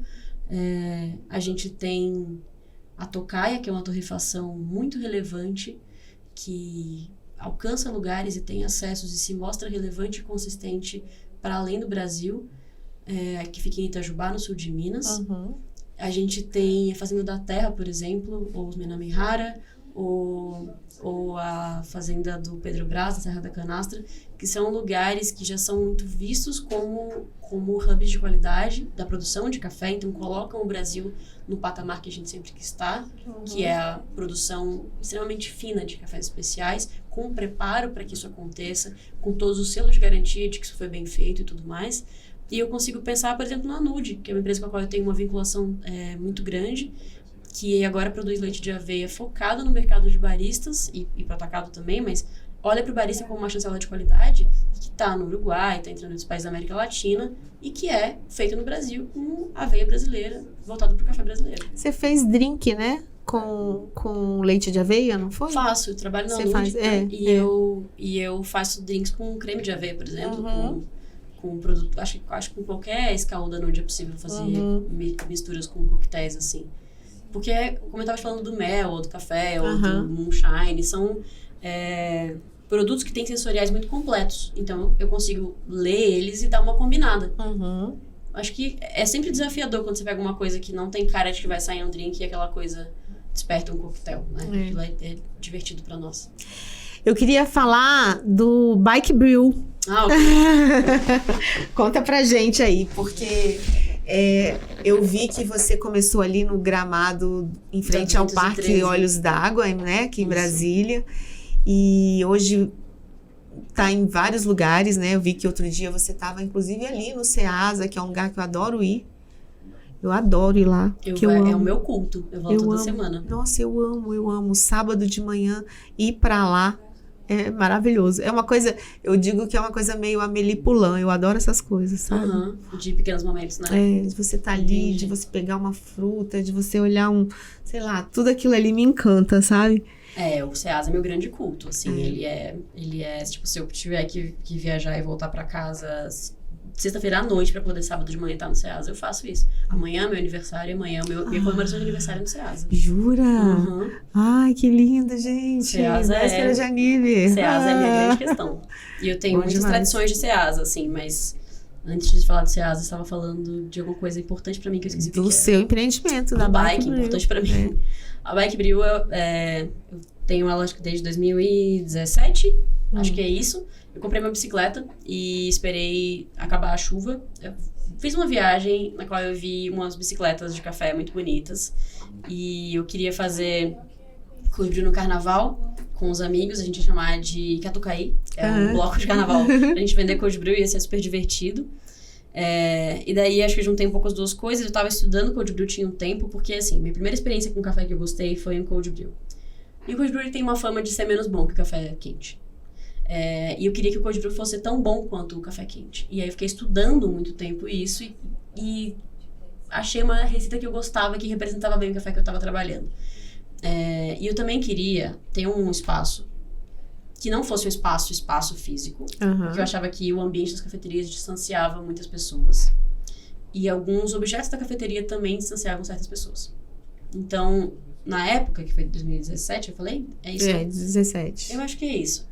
Na época, uma coisa que era muito dita é que só a V60 faz bom café e o coador da Melita é um péssimo coador. E que um divisor de águas importante pra você era você ter um coador da V60, porque a Melita fazia só café ruim e tal, não sei o quê. E aí eu comecei a pegar uns lotes de café muito bons, mas assim, muito bons, e desenvolver receitas para que eles ficassem excelentes no Melita. E aí eu comprei essa bicicleta e eu fazia só Melita e Cold Brew. Sem toda aquela coisa ao redor da cafeteria que precisasse de todas as explicações e tal, não sei o que lá. Tava tudo muito exposto, todas as informações sobre o café. Eu tava ali com o melhor moedor manual que podia ter, com uma água com filtro feito para café, que era muito especialista. Então, assim, tudo que era muito técnico estava presente, sem o ambiente da cafeteria. Então, E sempre no mesmo lugar, no sempre no mesmo início? lugar. Sábado de manhã, no Gramado do Olhos da Água, Aham. entre as 8 e meio-dia. Aham. Depois virou entre as 9 e meio-dia, porque... E aí a minha ideia era que todo mundo estivesse ali, sem precisar saber o que era, necessariamente, todo o repertório do café especial. Então eu atendia muito gente que corria no parque, gente com carrinho de bebê, idosos, recebia muito coffee lover e recebia muito barista, porque esse era o nosso horário. Não sei se você lembra, mas cafeterias não costumavam abrir sábado. Abrem mais de tarde. Mais né? tarde, é. E aí eu recebia muito barista. E era uma galera que, assim, como eu queria tomar café sem muito 9 horas. Uhum. E aí a gente conseguia fazer isso muito, muito bem. E o Cold Brew e o café coado no Melita eram só esses produtos e acabou. Não tinha comida, demorava um tempão, porque eu moía cada café na hora. Só que tinha um ambiente ao redor que era muito maneiro. As pessoas conheciam, levavam toalha de piquenique, levavam o próprio piquenique. E eu ficava ali fazendo café com a JBLzinha tocando as músicas que eu gosto, que era sempre Jorge Ben, e tudo certo. E aí com o tempo... Jorge Ben tem uma música chamada Café, né? Tem. Dá vários agudinhos interessantes. Mas a gente tocava muito Lá Vem o Homem, que é da Gaveta Florida, que era uma música que tocava sempre no bike. Mas eu comecei a fornecer Cold Brew para Casa Quilha, que era uma cafeteria super querida que funcionava na 716. Porque fazer Cold Brew na cafeteria era muito difícil, já que você gastava muito café, ficava inconsistente, nem sempre era um café bom ali. Então eu precifiquei Cold Brew pra gente poder ter uma coisa... Bom, delega pra mim, que eu já vou entregar do jeito que eu acho que é o bom. Então, eu entregava pra Casa Quilha, cheguei a entregar pra Antonieta. Depois eu começaram a produzir o próprio Cold Brew, que é um passo que eu acho super importante também. Hoje em dia, eu forneço pro Civitar, pro Clandestino e pro Teta Cheese Bar. E aí, veio a pandemia, eu comecei a viajar muito antes da pandemia também. Parei de fazer o bike como esse ambiente de sábado de manhã. Surgiram outras coisas que funcionaram muito bem, como o meu ambiente de sábado de manhã também. Inclusive outras bikes, e eu fiquei super feliz com isso. Mesmo, até porque eu pedalava de verdade aquela bike, tive um problema no quadril de tanto que eu pedalei aquela bike. Eu ia te perguntar se a ideia da bike foi viajando, mas se você já curtia a bike. Sempre. Eu sempre andei de bike, eu tenho a mesma bike há muitos anos. Tenho algumas outras bikes, mas eu gosto muito daquela uma, que eu falo que ela é inroubável, porque ela é muito barata pra isso. E a bike representa muito dessa coisa dinâmica. A bicicleta, ela é tudo menos estática, porque ela é um veículo que, se você parar de se mexer, ela cai junto com você. Então, o equilíbrio do café, da extração, de tudo que está acontecendo, a gente chama de equilíbrio dinâmico, né? São estruturas nas quais o ponto de equilíbrio, o ótimo daquilo, se altera conforme o movimento acontece. A bicicleta funciona assim, o café funciona assim, a gente funciona assim. E as coisas vão mudando conforme você se movimenta. E a bicicleta é uma chave para o entendimento disso. A bicicleta tem uma vinculação muito forte com autonomia, para mim. E ela é um veículo que você traciona a partir do seu próprio movimento. Se você estiver rápido, ela vai estar rápido. Se você estiver devagar, ela vai estar devagar. Se você parar, você cai. É muito simples andar de bicicleta. O café é a mesma coisa. Diferente, se você parar, você não cai, você super extrai o café, né? Mas tudo certo. E aí, fazer uma bicicleta era importante por causa disso. Tinha toda essa vinculação, eu sempre andei de bike. Muito divertido, tal. E aí, com o tempo, eu não conseguia mais lidar com fazer isso na bicicleta, porque eu também tinha um trabalho fixo enquanto eu fazia isso, e comecei a viajar e tal. Não rolou. E aí, a gente passou um tempo só fornecendo Cold Brew. A gente tinha os pacotinhos, que vão voltar agora mês que vem, inclusive. E a gente fazia eventos. Então, eu fiz casamentos, festividades todas, aniversários, essa coisa. E eu gosto muito disso, porque é como se você estivesse levando o ambiente de cafeteria, que é um não ambiente de cafeteria, na verdade, pra festa de alguém, então é maneiro. E aí, depois, eu entendi que eu não conseguia mais, que eu tava viajando muito, e eu simplesmente forneço Cold Brew pra cafeterias e bares, para que seja uma alternativa muito digna pra como colocar café nos drinks, por exemplo, em vez de precisar usar uma cápsula, um café que tá velhinho e tal. Cold Brew tá lá, estável. E a bike? A bike precisa ser vendida em algum momento, mas eu perco muito a vontade de fazer isso quando eu olho pra ela. Outro dia eu recebi o Robert aqui. Ah, muito bem. Robert tem bike. Tem. Ele tem 2 bikes. Robert, se você quiser uma terceira bike, você me liga? Ele liga, com certeza. Ele Então, estava beleza. falando que tinha um cara que estava querendo se desfazer de uma bike.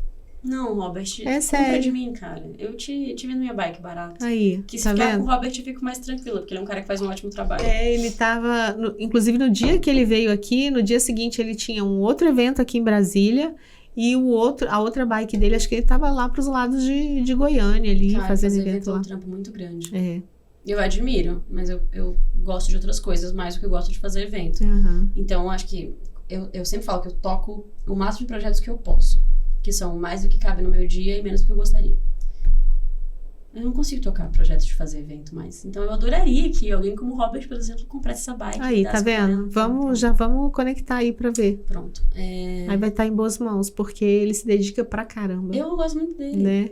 O rolê do bike hoje é que o bike é o nome de uma marca, Bike Brew. Aham. Nome de uma marca em que a gente fornece cold brew. Uhum. Então, a gente faz cold brew fresquinho e sob demanda. Uhum. Então, no cold brew do Teta e do Clandestino, é feito com o mesmo café que tá aqui, que é um café do Augusto que eu compro, e só pra fazer isso, e o Fernando desenvolve uma torra para que a gente ressalte características boas desse café no cold brew. Então, a gente trabalha muito a extração dele pra isso, e produz um volume legal, que eu dou conta de fazer e tal. E o cold brew do Civitar, por exemplo, não é esse café. Como o Civitar é uma loja de fábrica, o Fernando escolhe o café que ele quer colocar no cold brew, e eu desenvolvo uma receita para aquele café. Legal. Quando ele muda o café, eu também desenvolvo outra receita para aquele café. Então, a gente trabalha bem em parceria mesmo. Você que é especialista nisso, você fala que o cold brew ele passa por uma extração fria ou natural? Fria? Não, desculpa. Porque Repete assim, a gente utiliza, para quem não sabe, né? A gente não utiliza água quente, né? Na extração do cold brew. Isso. Beleza. Mas a água que você utiliza, você chama essa água de quê? Depende muito do café, na real, pelo seguinte. Ah, O cold brew, ele é, antes de tudo, uma técnica de Aham, preparo. Então, tudo que você conhece de café que é feito com água quente é um hot brew. Um hot brew, na real.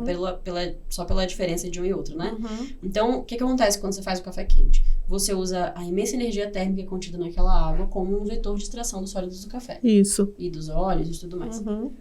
E voláteis. Quando isso acontece, essa extração se dá entre, sei lá, 24 segundos, que é um expresso rapiditos, e 6 minutos, uma prensa francesa bem demoradona.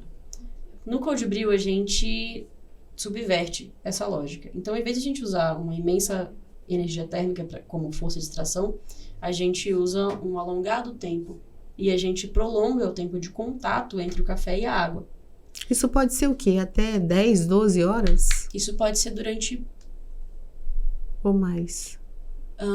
Eu tento não passar de 12 horas, Uhum. mas como é uma compensação de variáveis, se eu estiver usando uma temperatura muito baixa, eu consigo alongar as horas em que isso acontece. Aham. Se eu estiver usando uma temperatura mais alta, que vai chegar perto da temperatura ambiente em algum momento, que você falou a temperatura normal, né? Uhum. Eu posso fazer uma extração mais rápida. Porque fazer café é igual qualquer outra coisa de transformação de alimento. Então, se a gente está cozinhando, por exemplo, e eu tenho uma cenoura sendo chapeada numa frigideira, e eu coloco essa cenoura inteira ali, ela vai demorar mais tempo para ficar pronta do que a mesma massa de cenoura se eu tivesse partido em pedaços pequenininhos. Uhum. Porque a superfície de contato é menor ou é maior. Então, se ela estiver mais exposta, ela fica pronta mais rápido. Isso. Se eu tiver a chama mais quente, ela fica pronta mais rápido, Uhum. né? Se eu deixar ela ali durante mais tempo, ela vai ficar cada vez mais escura, cada vez mais assada ou transformada a Uhum. partir da temperatura. Se eu deixo a temperatura do café, da água, muito, muito, muito baixa, eu consigo alongar esse tempo de contato e, por causa disso, extrair compostos distintos. Porque o café tem milhares de compostos dentro dele. Ele não é uma extração una, não é uma coisa opaca. Uhum. E tem um monte de coisas ali que funcionam muito diferentes, igual um organismo mesmo. Se eu faço a temperatura quente, eu geralmente ressalto muito mais a acidez. Se eu faço a temperatura fria e demoro muito mais tempo fazendo aquilo, eu acesso compostos que são não necessariamente termosensíveis, mas que têm a sua extração, eu falo que a gente ganha pela exaustão. Então, quando o cold brew começou a ser comercializado no Brasil, há uns 10 anos, tinha no rótulo da principal marca da época que o cold brew tinha até 33% menos cafeína. E isso é baseado no estudo dos anos 80, que levava em consideração o cold brew feito por gotejamento. Então, uma gota de água desce, uma gota de café fica pronta. E o cold brew que a gente fala em geral, ele é um método de imersão. Então eu pego uma coisa como essa aqui, boto café moído bem grosso, boto água fria, vedo, espero umas horas, preferencialmente na geladeira, que geralmente dá o melhor resultado. Depois eu tiro isso e coo no coador que eu quiser. E por que as cafeterias preferem comprar a fazer? É pelo método, é pelo trabalho que dá, é pela atenção que tem que ter? Fazer um cold brew não é difícil de forma alguma. Fazer um cold brew ser ótimo é difícil. E se o café muda, isso fica mais difícil. Porque cada extração é um desenho, né? Então, se eu não levo cada cafezinho a sério para ressaltar o máximo que ele tenha de sensorial a cada vez que eu faço uma extração dele, isso fica muito, muito, muito complicado. Quando a gente pega um café novo na cafeteria, a gente deixa ele no expresso ou no coado, o resultado de como ele vai ficar tá pronto depois de 3 vezes que você testou e ajustou variáveis. E cada vez que você fez isso, você gastou no máximo 10 minutos, mas no máximo 10 minutos. No expresso você gastou muito menos. Você provou, você dimensionou, anotou o que você sentiu e tal. No cold brew, cada teste são 12 horas, né? Então isso demora bastante. A outra coisa eu acho que as pessoas ainda não têm o repertório de como mexer nas variáveis desse café. Isso é mais difícil também. A gente também tem pouco repertório de prova em relação a isso. E a outra coisa que faz com que seja, na minha opinião, mais fácil comprar o cold brew pronto de quem faça isso muito bem, assim, e sem falsa modéstia, cara, essa foi a primeira coisa que eu me dediquei e eu faço isso bastante bem. É que é muito caro fazer. Porque se o seu café tá velho, as pessoas acham que ele vai ser, o cold brew vai ser gentil com os defeitos. Só que se o cold brew estiver feito com café velho, ele vai soar como um café velho. Se o cold brew estiver feito com café que foi moído errado, ele vai ter um gosto rançoso. Se ele estiver velho, ele vai ter um gosto de velho e acabou. Ele nem faz milagre. Só que ele também não é gentil com os defeitos. Eu acho mais barato dedicar para quem tenha um método, um café fresco e todo o controle dessas variáveis, por já ter mapeado isso durante anos, porque senão você vai eventualmente ter que jogar fora lotes inteiros que não estão excelentes. E o custo disso é muito alto. Muito. Imagino. Pronto. E só pra gente fechar essa parte, quanto ao café, né, coado, a temperatura da água no café. É porque eu escuto muitas opiniões, eu queria saber a sua. Porque existe uma fala de que o ideal é 89 graus, o ideal é 90. E na sua opinião, você quando você faz o seu café coado, como é que você trata a questão da temperatura? Quando eu faço meu café coado para fins não profissionais, ou seja, preciso tomar café em casa, alguma coisa assim, servir pessoas e tal, eu seto minha chaleira para 94 graus. Porque, e aí, questões, né? Primeiro, eu trabalho bastante com café da mesma torrefação. Então, a maneira como esse café se constrói é meio... Nossa, esse café é tão gostoso que ele tá frio. Parece que, assim, o sabor muda, né? Muda, equilíbrio dinâmico, né? Muda. Mas, assim, tá muito bom. Cara, que bom. Mas esse café, ele é bom sem muito mistério, né? Então, sobre a temperatura, ela é um agente de extração. É uma variável importante. E quanto mais quente, mais extração. Não necessariamente mais extração é uma coisa boa. Tem um protocolo, para me valer da pesquisa e não da minha opinião, tem um protocolo da Associação Internacional de Café Especial, que dita que uma faixa muito boa para começar a trabalhar esse café é 92 a 96 graus. Nem todo mundo em casa tem um termômetro de precisão para saber disso, uma chaleira elétrica que retém temperatura. Então, fica uma coisa de como realmente é a construção de preferência de cada um. Eu gosto de 94 graus, primeiro porque é bem no meio dessa abrangência, desse range aí, e eu uso como receita base. Assim como eu tenho nos meus moinhos em casa um setup preliminar, assim, de como eu vou testar o café, eu gosto de 94 graus porque eu acho que é um meio termo do que já foi construído pela literatura. E as últimas pesquisas, elas ainda continuam apontando como uma variável, como uma abrangência bastante válida. Eu não tenho opinião formada sobre se ferver ou não a água antes é melhor e tal, porque eu entendo que tem muita diferença, mas eu entendo que não necessariamente vai funcionar sempre. E mais do que isso, nem todo mundo tem como fazer isso todas as vezes. Sim. Né?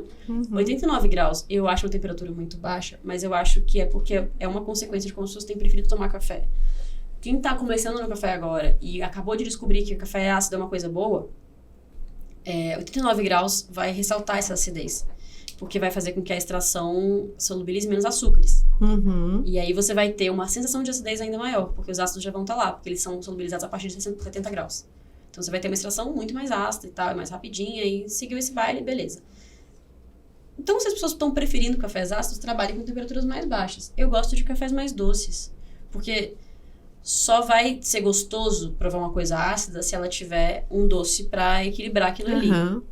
E eu acho a acidez fácil de tirar, inclusive porque é a primeira coisa que sai do café, entendeu? Uhum. Então, eu acho que depende do que você quer construir como o café que você gosta de tomar. Eu gosto de café assim, ó, sem mistério, entendeu? Uhum. Eu deixo toda a minha piração de sensoriais, de extração, pra campeonato. Porque eu garanto pra você que ele é um espaço de vazão suficientemente nerd, sabe? Eu os 94 graus, porque é fácil de alcançar pra minha chaleira, porque é mais ou menos pra onde a literatura aponta. E eu me eximo um pouco de falar que é a minha opinião, sabe? Uhum. É só o que eu tenho preferido fazer. A Mari que começou lá na cafeteria tomando chocolate quente, hoje gosta daqueles cafés inventivos com doce, com chocolate, com um monte de coisa misturada. Como é que é? Seu paladar realmente mudou ou você curte dependendo do momento? Cara, eu nunca gostei muito das misturas, Uhum. mas eu sou uma pessoa de paladar muito eclético. Eu tenho preferências bem claras, assim, mas... E experimento de tudo. Cappuccino. Cappuccino tradiça, café e leite, é isso? Aham, é o tradicional, Isso né? eu faço bastante. Uhum. Mas eu, por exemplo, não... E aí não é só o café também. Eu tenho um incômodo pessoal com coisas que estão sujas por fora. Então, sabe quando as coisas têm mais coisas por fora do que... Aquele tanto de coisas correndo Então, assim. eu não sei como eu vou consumir aquilo. Uhum. Eu não entendo como eu vou consumir aquilo. E não é uma preferência de sabor também, mas eu gosto das coisas meio separadas também. Uhum. Não me importa de pedir mais de uma bebida, assim. Se eu quiser um chocolate quente e um café, eu vou pedir um chocolate quente e um café. Uhum. Não necessariamente vou pedir um mocha. Eu provo tudo que me oferecem. Eu não tenho restrição alimentar nenhuma. Eu provo tudo que me oferecem. E eu respeito cada construção de cardápio de cafeteria. Lembra que a gente não cria pros experts? E isso faz o seu repertório ficar fantástico, né? Cara, que bom. Mas eu ainda me considero... Eu fico feliz, assim, porque eu trabalho provando, né? Então eu preciso saber que gosto tem milkshake feito... Aquele, sabe, milkshake azul? Aham, sei. Tomo, sem problema. Talvez não até o final, porque é muito pra mim, mas... Vamos nessa. Eu, quando saio de casa pra tomar café, eu tomo café coado, café expresso e às vezes um café com leite. E eu deixo a pessoa escolher. Eu acho as misturas muito saudáveis. Eu acho importante que alguém crie em cima do produto que já está sendo feito. Acho que isso compõe muito bem os cardápios e acho que cada cafeteria tem sua preferência de como quer acessar o consumidor. Uhum. Eu tomava chocolate quente e só chocolate quente. Tipo, um suco de tangerina e chocolate quente. Mas fazer 1000 misturas e tal, não era muito minha questão. Agora, meu paladar mudou bastante e eu comecei a respeitar coisas que eu já gostava antes. Então, eu já gostava muito de, por exemplo, azeitona, tomate e picles. Agora eu gosto de azeitona, tomate e picles e como tudo que eu puder com azeitona, tomate e picles, sabendo que eu tenho essa preferência, que eu não preciso abrir mão disso para poder necessariamente acessar o que é mais usual. Você falou de suco de tangerina. Uhum. Hoje é difícil você achar um suco de tangerina pronto, né? É que o clandestino tinha, quando eu comecei a frequentar, eu era viciada neles. Suco de tangerina. Antigamente tinha o tipo Natural One, tinha de tangerina também. Pararam de comercializar. Então, ou você faz o naturalzão mesmo, Sim, que era ou você não tinha. encontra. Você já parou pra perceber isso? É porque eu me amarro também em tangerina. Cara, tangerina é o meu gosto favorito. É? Tem 4 coisas que são, assim, os sabores das coisas que eu mais gosto. Que são tomate, azeitona, tangerina e café. E sempre que eu tomo um, eu procuro os gostos dos outros todos. É muito louco isso. Então, suco de tangerina é a minha primeira memória. A coisa mais antiga que eu lembro de ter consumido, minha memória mais antiga é Herol, assim. É suco de tangerina. Então, eu gosto muito deles e eu só tomo natural mesmo. Então, eu me dou esse trabalho de querer fazer o próprio suco de tangerina. Com certeza já usou tangerina nos seus drinks, né?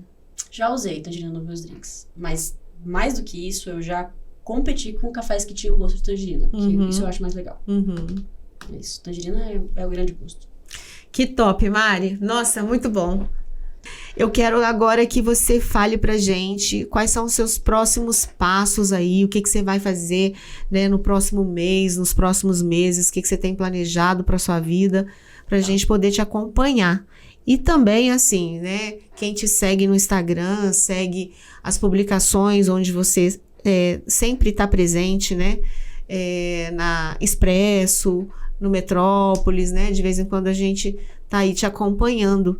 Eu queria que você falasse sobre isso aí, como que vai ser o futuro próximo da Mari. No meu futuro próximo, eu vou ter que abrir mão de frequentar o SEASA tanto quanto eu gosto. Quem não vai estar aqui. Eu tento passar vários dos meus meses em Brasília, mas eu eventualmente passo vários dos meus meses não aqui. Acho que a gente tá no começo de abril. Isso. E eu viajo na terça-feira e volto dia 3 de maio. Então, eu vou daqui a pouco pro Café Fest em Goiânia. E eu chego em Goiânia na terça-feira, que é antes do Café Fest, porque eu ministro aulas na Escola de Baristas, que pra mim é o curso mais completo de barista que tem de formação continuada no Brasil, que é um projeto capitaneado pela Maria Mion e pelo Pablo Jaime, de uma ementa muito, muito densa, e eu ministro aula sobre extração de café por lá. Então, eu tenho 2 aulas de 3 horas cada, em que a gente fala de forma muito detida sobre características físico-químicas da extração de café. Então, eu dou aula em Goiânia, depois tem evento de drinks em Goiânia, e fico lá até o Café Fest, até domingo. Daí, domingo eu volto e vou para São Paulo, porque eu tenho um projeto de consultoria lá. Então, eu tenho algumas partes de formação de cardápio que eu preciso resolver na semana seguinte ao Café Fest. E depois eu vou fazer um projeto que eu gosto muito, que eu criei junto com um amigo meu chamado Rafael Câmara, que é de Porto Alegre, que eu chamo de Turnê das Araucárias. No ano passado, eu ministrei curso de coquetelaria com café em Porto Alegre 2 vezes. E a gente teve uma adesão muito grande mesmo, e foi ótimo. E tinha muita gente de perto de Porto Alegre que queria fazer esse curso, de outros estados que queria fazer esse curso, mas era inviável ir. E aí, numa reunião de feedback sobre esses cursos, eu falei pro Rafa que a gente podia fazer uma turnê em que a gente pegasse o carro, saísse de Porto Alegre e a gente subisse Serra Gaúcha, Florianópolis e parasse em Curitiba. Então, a gente vai passar 1 semana e pouco de carro viajando para dar um curso de coquetelaria com café em Porto Alegre, em Florianópolis e em Curitiba. E cada um desses cursos tem depois o que a gente chama de guest bartender, que é um momento em que os bares abrem o espaço do balcão deles para que bartenders convidados estejam ali fazendo os drinks que moram na cabeça deles. Que delícia isso. Então, eu e o Rafa vamos fazer os mesmos drinks e mesma ementa de curso em 3 cidades, que a gente gosta bastante. Fora que eu vou ver esses amigos do café e do bar que estão nessas 3 cidades, e depois eu volto, durmo, e viajo de novo para São Paulo, porque vai ter o São Paulo Coffee Festival, vai ter o Bar Convent, que é como se fosse SIC dos bares na América Latina. Continuo esse projeto de consultoria e devo passar 1 mês ali em São Paulo, onde eu vou aproveitar para visitar produtores de Serra da Canastra, na Mogiana e na Mantiqueira. Mas esse curso que você vai dar aqui no Civitar é quando? É em maio? Meu curso do Civitar é no dia 7 de maio. É um curso de filtrados. E a gente vai fazer uma dobradinha desse curso, porque no dia 6 de maio, a Lorena dá um módulo sobre sensorial. E aí, no dia seguinte, eu dou um módulo sobre filtrados. E a gente está estruturando a Escola do Civitar nesse momento para conseguir ter muitos cursos voltados para profissionais e para consumidores de forma especializada para cada um deles. Que a gente não quer mais que uma pessoa sinta na dúvida se aquele curso é para ela ou não. Putz, esse conhecimento, eu acho que eu não vou nem aplicar, não é para mim. Ou então para o barista que vai e pensa assim, mas esse curso ainda é para consumidor final, eu quero falar de outras coisas. A gente vai realmente fazer de uma maneira que agregue todo mundo e que todo mundo se sinta confortável em participar e perguntar. Cara, isso é legal demais, isso é importante. Como escola, a gente quer muito ocupar esse espaço, já que a gente já faz a torrefação, tem a cafeteria, tá no mercado há bastante tempo, tanto eu quanto a Civitar. Unir as forças tem a ver com a gente entender que esse mercado é segmentado e que a gente pode acessar o consumidor final sem parecer pedante e pode acessar o barista sem se sentir acuado por precisar deixar a turma menor ou algo assim. A gente vai ter curso para todo mundo agora. A performance de quem está ali ministrando o curso é super importante, observação em relação a isso, porque quando eu fiz o meu curso, tinha pessoas mais leigas do que eu, tinha barista, tinha gente com um conhecimento já avançado, tinha gente que estava começando a querer empreender em torrefação, então assim, mundos completamente diferentes. E a gente sente que as pessoas que fazem os cursos têm uma taxa de satisfação altíssima, porque a gente tem um cuidado muito grande com o ambiente, com a pedagogia. Então, a gente tem uma equipe de professores que a gente bota muito a mão no fogo. A galera sai muito satisfeita, só que a gente quer o próximo passo. A gente quer conseguir fazer mais cursos que sejam realmente especializados para consumidor final, para barista, para quem torra, para quem prova, para quem está empreendendo. E é um grande planejamento do Nando ali, melhorar cada vez mais aquele espaço ali da escola, né? Cara, o Fernando, ele é uma pessoa para se acompanhar, assim. Eu aprendo muito com ele e...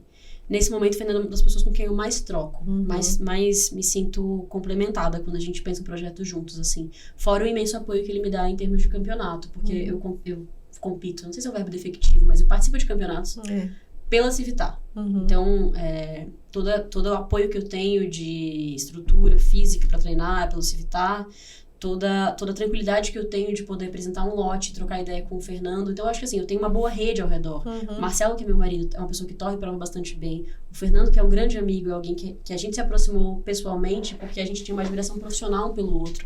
Isso é incrível. O Daniel, que eu já passei um tempão falando.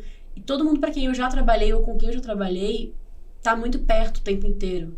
Então, assim, eu tenho como grandes referências, por exemplo, a Aliana e a Carol, que são donas do Clandestino, que estão comigo em todos os meus projetos. Todos eles. Eu lancei um vermute, que era uma coisa que eu queria muito fazer há alguns anos, que eu tenho como sócia a Carol. E a gente prova e desenvolve aquilo junto. É um vermute que tem café. Tem café verde e café torrado na composição. Mari, deixa eu te interromper aqui, uma coisa legal. Eu vou falar Olha pra só, sempre. não, é que eu tive lá em São Paulo e eu vi Você foi que no o Will Trinca? Barista, ele lançou um Negroni. Você já tentou fazer drink com Negroni? Já. Será que fica... Assim, eu não cheguei a provar. Eu tomei um café premiado lá, tava maravilhoso. Mas, assim, fazer um drink de café com Negroni? Eu posso explicar pra turma o que é o Negroni? Pode. Beleza. O Negroni é um drink. O Negroni é um drink que tem 3 partes.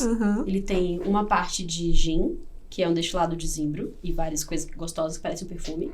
Ele tem um vermute, que é um vinho fortificado com botânicos, especiarias e tal, álcool e açúcar. E ele tem o Campari, que é um bitter, é uma parte amarga, vermelha, que é doce e amarga ao mesmo tempo. Você junta 30 ml de cada um desses num copo com bastante gelo, mexe isso tudo, faz esse movimentinho do dedo aqui com uma colher, e depois você passa isso por um copo baixo com um gelão bem grande e bota um pouco de laranja nele e ele vai ficar bem gostoso. Então é um drink muito forte, extremamente alcoólico. E esse Negroni, ele tem notas que vão ser tanto das 3 coisas que você colocou lá dentro, quanto de um quarto sabor criado a partir disso. E uma das coisas que melhor performa com esse quarto sabor são coisas tostadas, tipo cevada, malte e café. Então, o Coffee Negroni, ele já ocupa um espaço muito, muito singular na coquetelaria com café, porque ele pega todo o hype que esse coquetel teve nos últimos anos, muito trabalho que a marca Campari teve, inclusive, e ele associa os 2 universos. Então, por exemplo, no curso que eu ministro de coquetelaria com café, o Coffee Negroni está sempre presente. Você pode fazer esse coquetel tanto infusionando gin com café torrado, quanto fazendo um cold brew e colocando uma parte dele ali. Então, lembra que eu falei 30 ml de cada ingrediente? Se você botar 15 de cold brew, vai ficar super gostoso também. Um Coffee Negroni é um coquetel muito fácil de engarrafar também, então você pode deixar na geladeira um tempão, ele vai durar muito. E ele é muito gostoso porque ele é um coquetel muito sério, muito adulto, muito isso tudo, mas ele tem uma coisa divertida de trabalhar com café também. O café traz doçura pra ele é bem, bem divertido. Mas, que a sua pergunta inicial era o que fazer com o Negroni, ele é um coquetel pronto muito difícil de transformar, já que ele tem muitos gostos fortes, entendeu? Ele tem um amargor, eu não sei se é amargor, se eu posso falar amargor, né? E bem acentuado, né? Por causa do Campari. Eu até brinquei, eu falei assim, não é drink só de homem não, tem mulher que curte pra caramba esse sabor aqui. Eu acho que essa coisa de drink de homem e de mulher... Porque tem muita gente que fala assim, Negroni, são os homens que gostam de tomar, tem nada a ver isso. Nada a ver. Nada a ver. Inclusive tem um projeto incrível de uma bartender chamada Michele, lá de São Paulo, que ela faz... Ela tem uma coisa chamada Eu Bebo Sozinha, que é um bottom, que tá em alguns bares, assim, de mulheres que ocupam um espaço de balcão, sendo consumidoras e não querendo ser importunadas por isso, sabe? Então, coquetéis que a gente achava que antes tinham um sensorial voltado para o público masculino, puxa vida, é tão defasado quando a gente ainda ouve umas coisas assim, né? Mas o Negroni, por exemplo, é um coquetel extremamente complexo e pessoas que têm paladar para sabores complexos vão gostar dele, independente do corpinho. Eu com cerveja, por exemplo, eu adoro uma IPA. Entendi. Eu gosto daquele amargorzinho da IPA, sabe? Eu não sou muito de cerveja doce, Assim Entendi. como o café. Eu prefiro a doçura do café ali, naturalmente, no café de especialidade, equilibrado, macio. E você sabe né? que isso não tem nada a ver com o fato de você estar num corpo ou no outro, né? Nada que a isso é ver. muito mais uma construção de preferência pessoal, cultural e tal. Gente, teve até receita de drink aqui hoje. Pena que a gente não Importante. conseguiu fazer um drink aqui. Eu vou passar um mês inteiro sóbria, então eu só posso falar sobre isso mesmo, e no máximo fazer Mas um lá drinks. na sua página do Instagram, você faz umas diquinhas lá, né? E uns drinks às vezes, não é? Eu tenho uma parte de geração de conteúdo muito tímida, eu falo, mas ao mesmo tempo, né, eu sei que eu não sou nem um pouco tímida, mas não tenho pretensão de ser uma grande influenciadora dentro disso. É só que tem umas coisas de compartilhamento, às vezes de uso de ingrediente, ou Aham. mesmo de produtos, de marca, Uhum. em que a gente realmente forma parcerias e constrói a partir disso. Então eu trabalho bastante com a Kiro, por exemplo, que é uma marca de sweet shop, que é um produto que não tem álcool e que dá pra fazer coquetéis incríveis que tenham ou não álcool. Uhum. Como eu trabalho com isso, eu tenho uma responsabilidade muito grande em não tornar o consumo do álcool uma coisa despreocupada, já que o álcool é uma coisa muito tóxica, né? Ele pode ser muito prazeroso e pode ser um vetor de sabor, mas ele tem que ser entendido como uma coisa delicada. Uhum. Então, no meu Instagram eu passo algumas receitas, eu falo dessas coisas técnicas ou divertidas, com esse pano de fundo sempre muito em mente, assim. É isso. Legal demais. Eu ia te perguntar antes, quando você estava falando das suas viagens agora, como é que concilia com o Marcelo, seu marido, essa loucura aí de vai e volta e não sei o que, é tranquilo? Um casal que trabalha com café e você que tem que se ausentar tanto, assim. Eu não sei se é precisamente tranquilo, mas assim, a gente tá junto há 7 anos. Aham. O Marcelo sabia exatamente onde ele tava pisando quando casou. Eu só Boa. tenho essa camada, então não é muito difícil de ler, eu acho. Mas a gente se acompanha muito, a gente é muito parceiro. Uhum. Eu não sinto que eu tô abrindo mão de alguma coisa, sabe? Ele te impulsiona. Demais. Demais, né? Demais. Legal eu demais acho que isso. a gente entende o que a gente tem como um equilíbrio dinâmico sempre, né? Precisa ser uma escolha constante. E é muito fácil escolher o Marcelo. Uhum. Porque ele é... Ai, gente, Marcelo, você tá vendo isso, né? É muito fácil escolher o Marcelo. Aham. Então é muito fácil também entender por que eu vou, por que eu Uhum. tô em casa, por que eu quero fazer as coisas que eu quero e acho que só dá pra viver uma relação, seja de amizade, seja um relacionamento romântico, em que a gente entenda que o outro precisa realizar a potência dele. Exatamente. Então, me relacionar com o Marcelo não é uma coisa difícil, eu acho, assim, eu só casaria se fosse com ele, entendeu? Eu gosto de estar com o Marcelo e... Que importante isso, Mari. E o Marcelo viaja comigo quando ele consegue também. É porque a gente tem visto muito casal, assim, empreendendo junto no mesmo lugar. Isso aí eu não faria de jeito nenhum. Pois é, no mesmo lugar e dando certo. Não, Outros, fé. outros falando, não, tem as DRs, tem os BOs, não tem jeito, né? E legal, assim, porque a sua formação inicial como barista, mas hoje você está cada vez mais ampliando, né, com as suas consultorias, suas participações, né, e ele tá aí à frente, né, do clandestino, do Ernesto. Torna o Ernesto juntamente com a Lu e a Ieda, que são a Isso, equipe dele. isso. Falar nisso, viu, Luciana? Eu tô te esperando aqui. Mandei mensagem para ela, Você a vai gente se ficou de divertir muito numa marcar. conversa com a Luciana. A gente tá para marcar. E é legal ver, né, essa parceria de vocês, assim. Eu perguntei nesse sentido, né, Entendi. porque a gente vê que é importante demais você ser parceiro. Não é falar que é parceiro, é ser parceiro. E parceiro não é necessariamente você caminhar ao mesmo tempo junto. Às vezes você precisa, né, acompanhar o outro sem perder o cuidado, sem perder, né, o carinho, essas Eu acho coisas. que a gente tem uma grande facilidade que não tem nada a ver com café, mas assim, sobre a nossa vida profissional, a gente já fez alguns trabalhos juntos e a gente não se isenta de fazer isso no futuro, Mas eu não acho que a gente trabalha incrivelmente bem junto. Uhum. Eu acho que a gente tem ritmo de trabalho e olhar para as coisas muito Sim. diferentes. Então, eu admiro muito o trabalho do Marcelo e eu provo muito o trabalho do Marcelo. E o Marcelo prova muito o meu trabalho também. Uhum. Mas a gente se interessa por coisas distintas. Uhum. O trabalho do mestre de torra é ficar na frente de uma máquina durante muitas horas, sozinho, com o software, e é isso. Eu não tenho menor afinidade para esse tipo de trabalho. E o meu trabalho envolve ter muito contato com pessoas o tempo inteiro e aumentar o repertório e ficar nisso. Então, tem pontos de tangência no que a gente faz. Sim. E eu sempre reconheço, por exemplo, a extração do Marcelo. É muito claro pra mim quando é o Marcelo que faz o café. Uhum. Eu reconheço o café do Marcelo em qualquer outra mesa, com qualquer outro café. Eu sempre reconheço dele. Sério, Mari? Sério. Que legal. A gente já trabalhou com o mesmo grão, no mesmo tipo de máquina, com o mesmo tipo de água. E a minha regulagem de expresso é diferente da dele. A gente prioriza coisas diferentes ali no café e eu sempre sei qual é o dele. Isso é legal. Mas a gente... Acho que a gente tem um grande ganho enquanto casal, que é... A gente não se obriga a ficar junto, porque a gente não saberia qual seria o protocolo a seguir se a gente tivesse, talvez, a caixinha do que é a regra padrão do estar junto. A gente realmente, assim, começou a ficar junto e permaneceu junto. E a gente mudou bastante nos últimos 7 anos, e eu gosto mais do Marcelo agora do que eu gostava antes. Eu gosto mais do Marcelo que sabe o quanto ele é bom no trabalho dele, ou o quão vaidoso ele é agora, o fotógrafo incrível que o Marcelo é. Eu me interesso muito pelo Marcelo. Eu acho ele uma pessoa fascinante. Eu já achava ele fascinante antes, mas agora ele é uma pessoa muito diferente.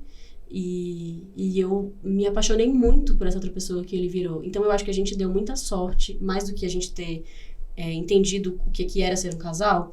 A gente deu muita sorte dos dois serem mudado e a gente ter achado o outro incrível. Fascinante, gente boa e ter vontade de estar junto, assim. Mesmo. Que top. Mesmo. Que top. Que top. Eu te perguntei isso tanto pelas experiências que a gente tá tendo aqui, né? De conhecer casais. Eu também trabalho com meu marido. É difícil, às vezes, a gente conseguir separar um pouco, né? Estar em casa e não falar de trabalho é inevitável. Mas eu vivo essa relação também, de respeitar cada um do seu momento. Muitas vezes a gente precisa acompanhar, outras vezes a gente precisa dar a mão e ir junto. E eu acho isso, assim, difícil nos dias de hoje. É complicado. Então, quem consegue conciliar isso é privilegiado, sabia? Eu me considero privilegiada. Eu acho esse cara demais. Eu acho que a gente tem uma boa sintonia. Legal equilíbrio demais. dinâmico, né? Isso dá mais gás, né? Dá. Total. Eu acho bom que a gente alguém que torce por você, alguém que fala assim, você fala assim, eu não sei, vai. Tanto você pra ele quanto ele pra você, né? Vai, você consegue. Né? Isso é muito bom. A gente é bem do time do vamos. Que bom. Gente, é isso. Nosso papo tá terminando aqui. Que bom, que presente ter você. Você traz, assim, uma sensatez e uma emoção muito grande ao mesmo tempo, de tudo, tanto da vida, quanto do trabalho, quanto do café. E eu tenho certeza que as pessoas que te ouviram hoje aqui, né, vão te admirar mais ainda. Não foi à toa que eu te convidei para vir aqui.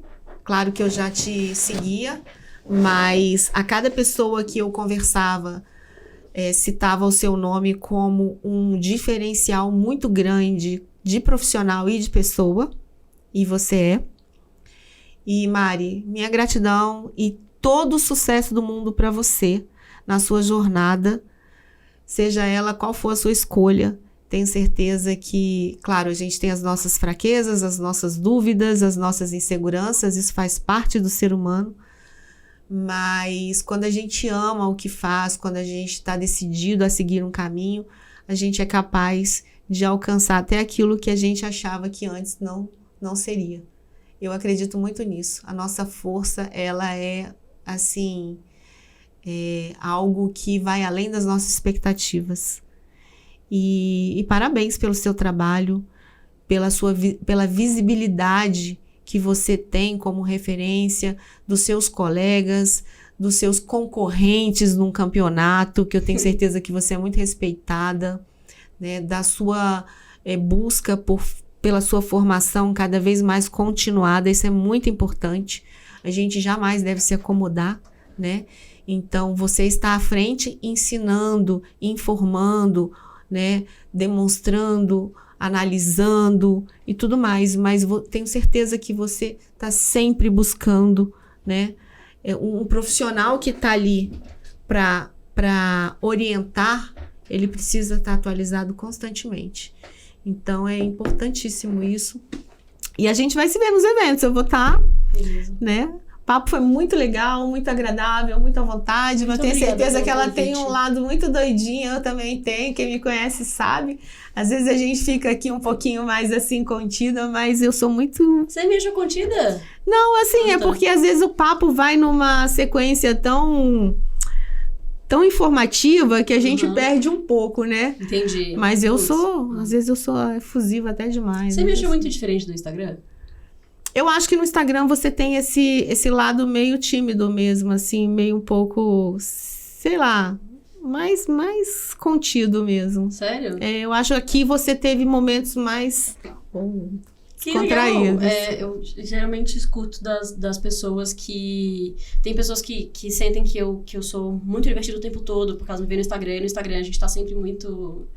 Engraçado, eu nunca tinha tido essa leitura de que eu sou mais tímida no Instagram. É verdade. Assim, eu não sei, talvez por a gente não ter se visto antes, né? A impressão em estar te assistindo ali é que você era mais assim. Aqui você deu uma quebrada, assim. Chique. Ah, gostei. Que bom, né? Que bom. Né?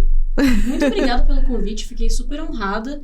Perdão pelo falatório. Se a coisa foi, como dizem jovens, palestrinha demais. Que isso. Super não era a intenção, mas muito obrigada pelo espaço. Eu acho tão relevante que a gente que tem a cena de café mais interessante do Brasil tenha um lugar para poder falar sobre isso também. Então, que bom que você faz um podcast. Obrigada por acessar profissionais que gostam muito do que fazem, assim. Obrigada mesmo. Esse é meu projeto mesmo, de cada vez mais. Eu realmente estou valorizando, assim, os profissionais aqui de Brasília, apesar de ter ido a São Paulo, de estar conversando com gente em Minas. Esses dias eu estava falando com o Gabriel, lá da Unic. Estou conversando com muita gente e quero rodar o Brasil, quero trazer gente, quero ir atrás, quero ir às fazendas, quero ir até os produtores. Eu acho que não é só isso aqui engessado dentro de um estúdio, muito pelo contrário. É a gente levar informação, levar vivência. Eu acho isso aí fundamental, né? Como você falou, seu Ari, né? Já pensou seu Ari contando a história dele aqui? Eu acho que ia ser demais. Outra pessoa que eu acho que você ia gostar muito de entrevistar é uma pessoa muito querida pra mim, chamada Gisele Coutinho, que é a Pura Cafeína. A Gi tem um podcast com ela. A Gi é jornalista, né? Isso. Ela tem um podcast com ela entrevista pessoas. Eu já fui lá umas 2 vezes. Mas a Gi seria uma ótima entrevistada. Legal. E eu gostaria muito de poder ouvir um papo dela com você. Porque eu acho que você ia gostar. Legal. E ela ia ser um desafio bom pra ela também. Vamos sim. Eu já sigo a Gi, né? Então, assim, vou entrar em contato com ela, com certeza. Né? Parceria, isso. É a gente se unir para levar cada vez, né, mais informação e... Acho que vai ser bonito. Acho que vai ser bonito. Top demais, Mari.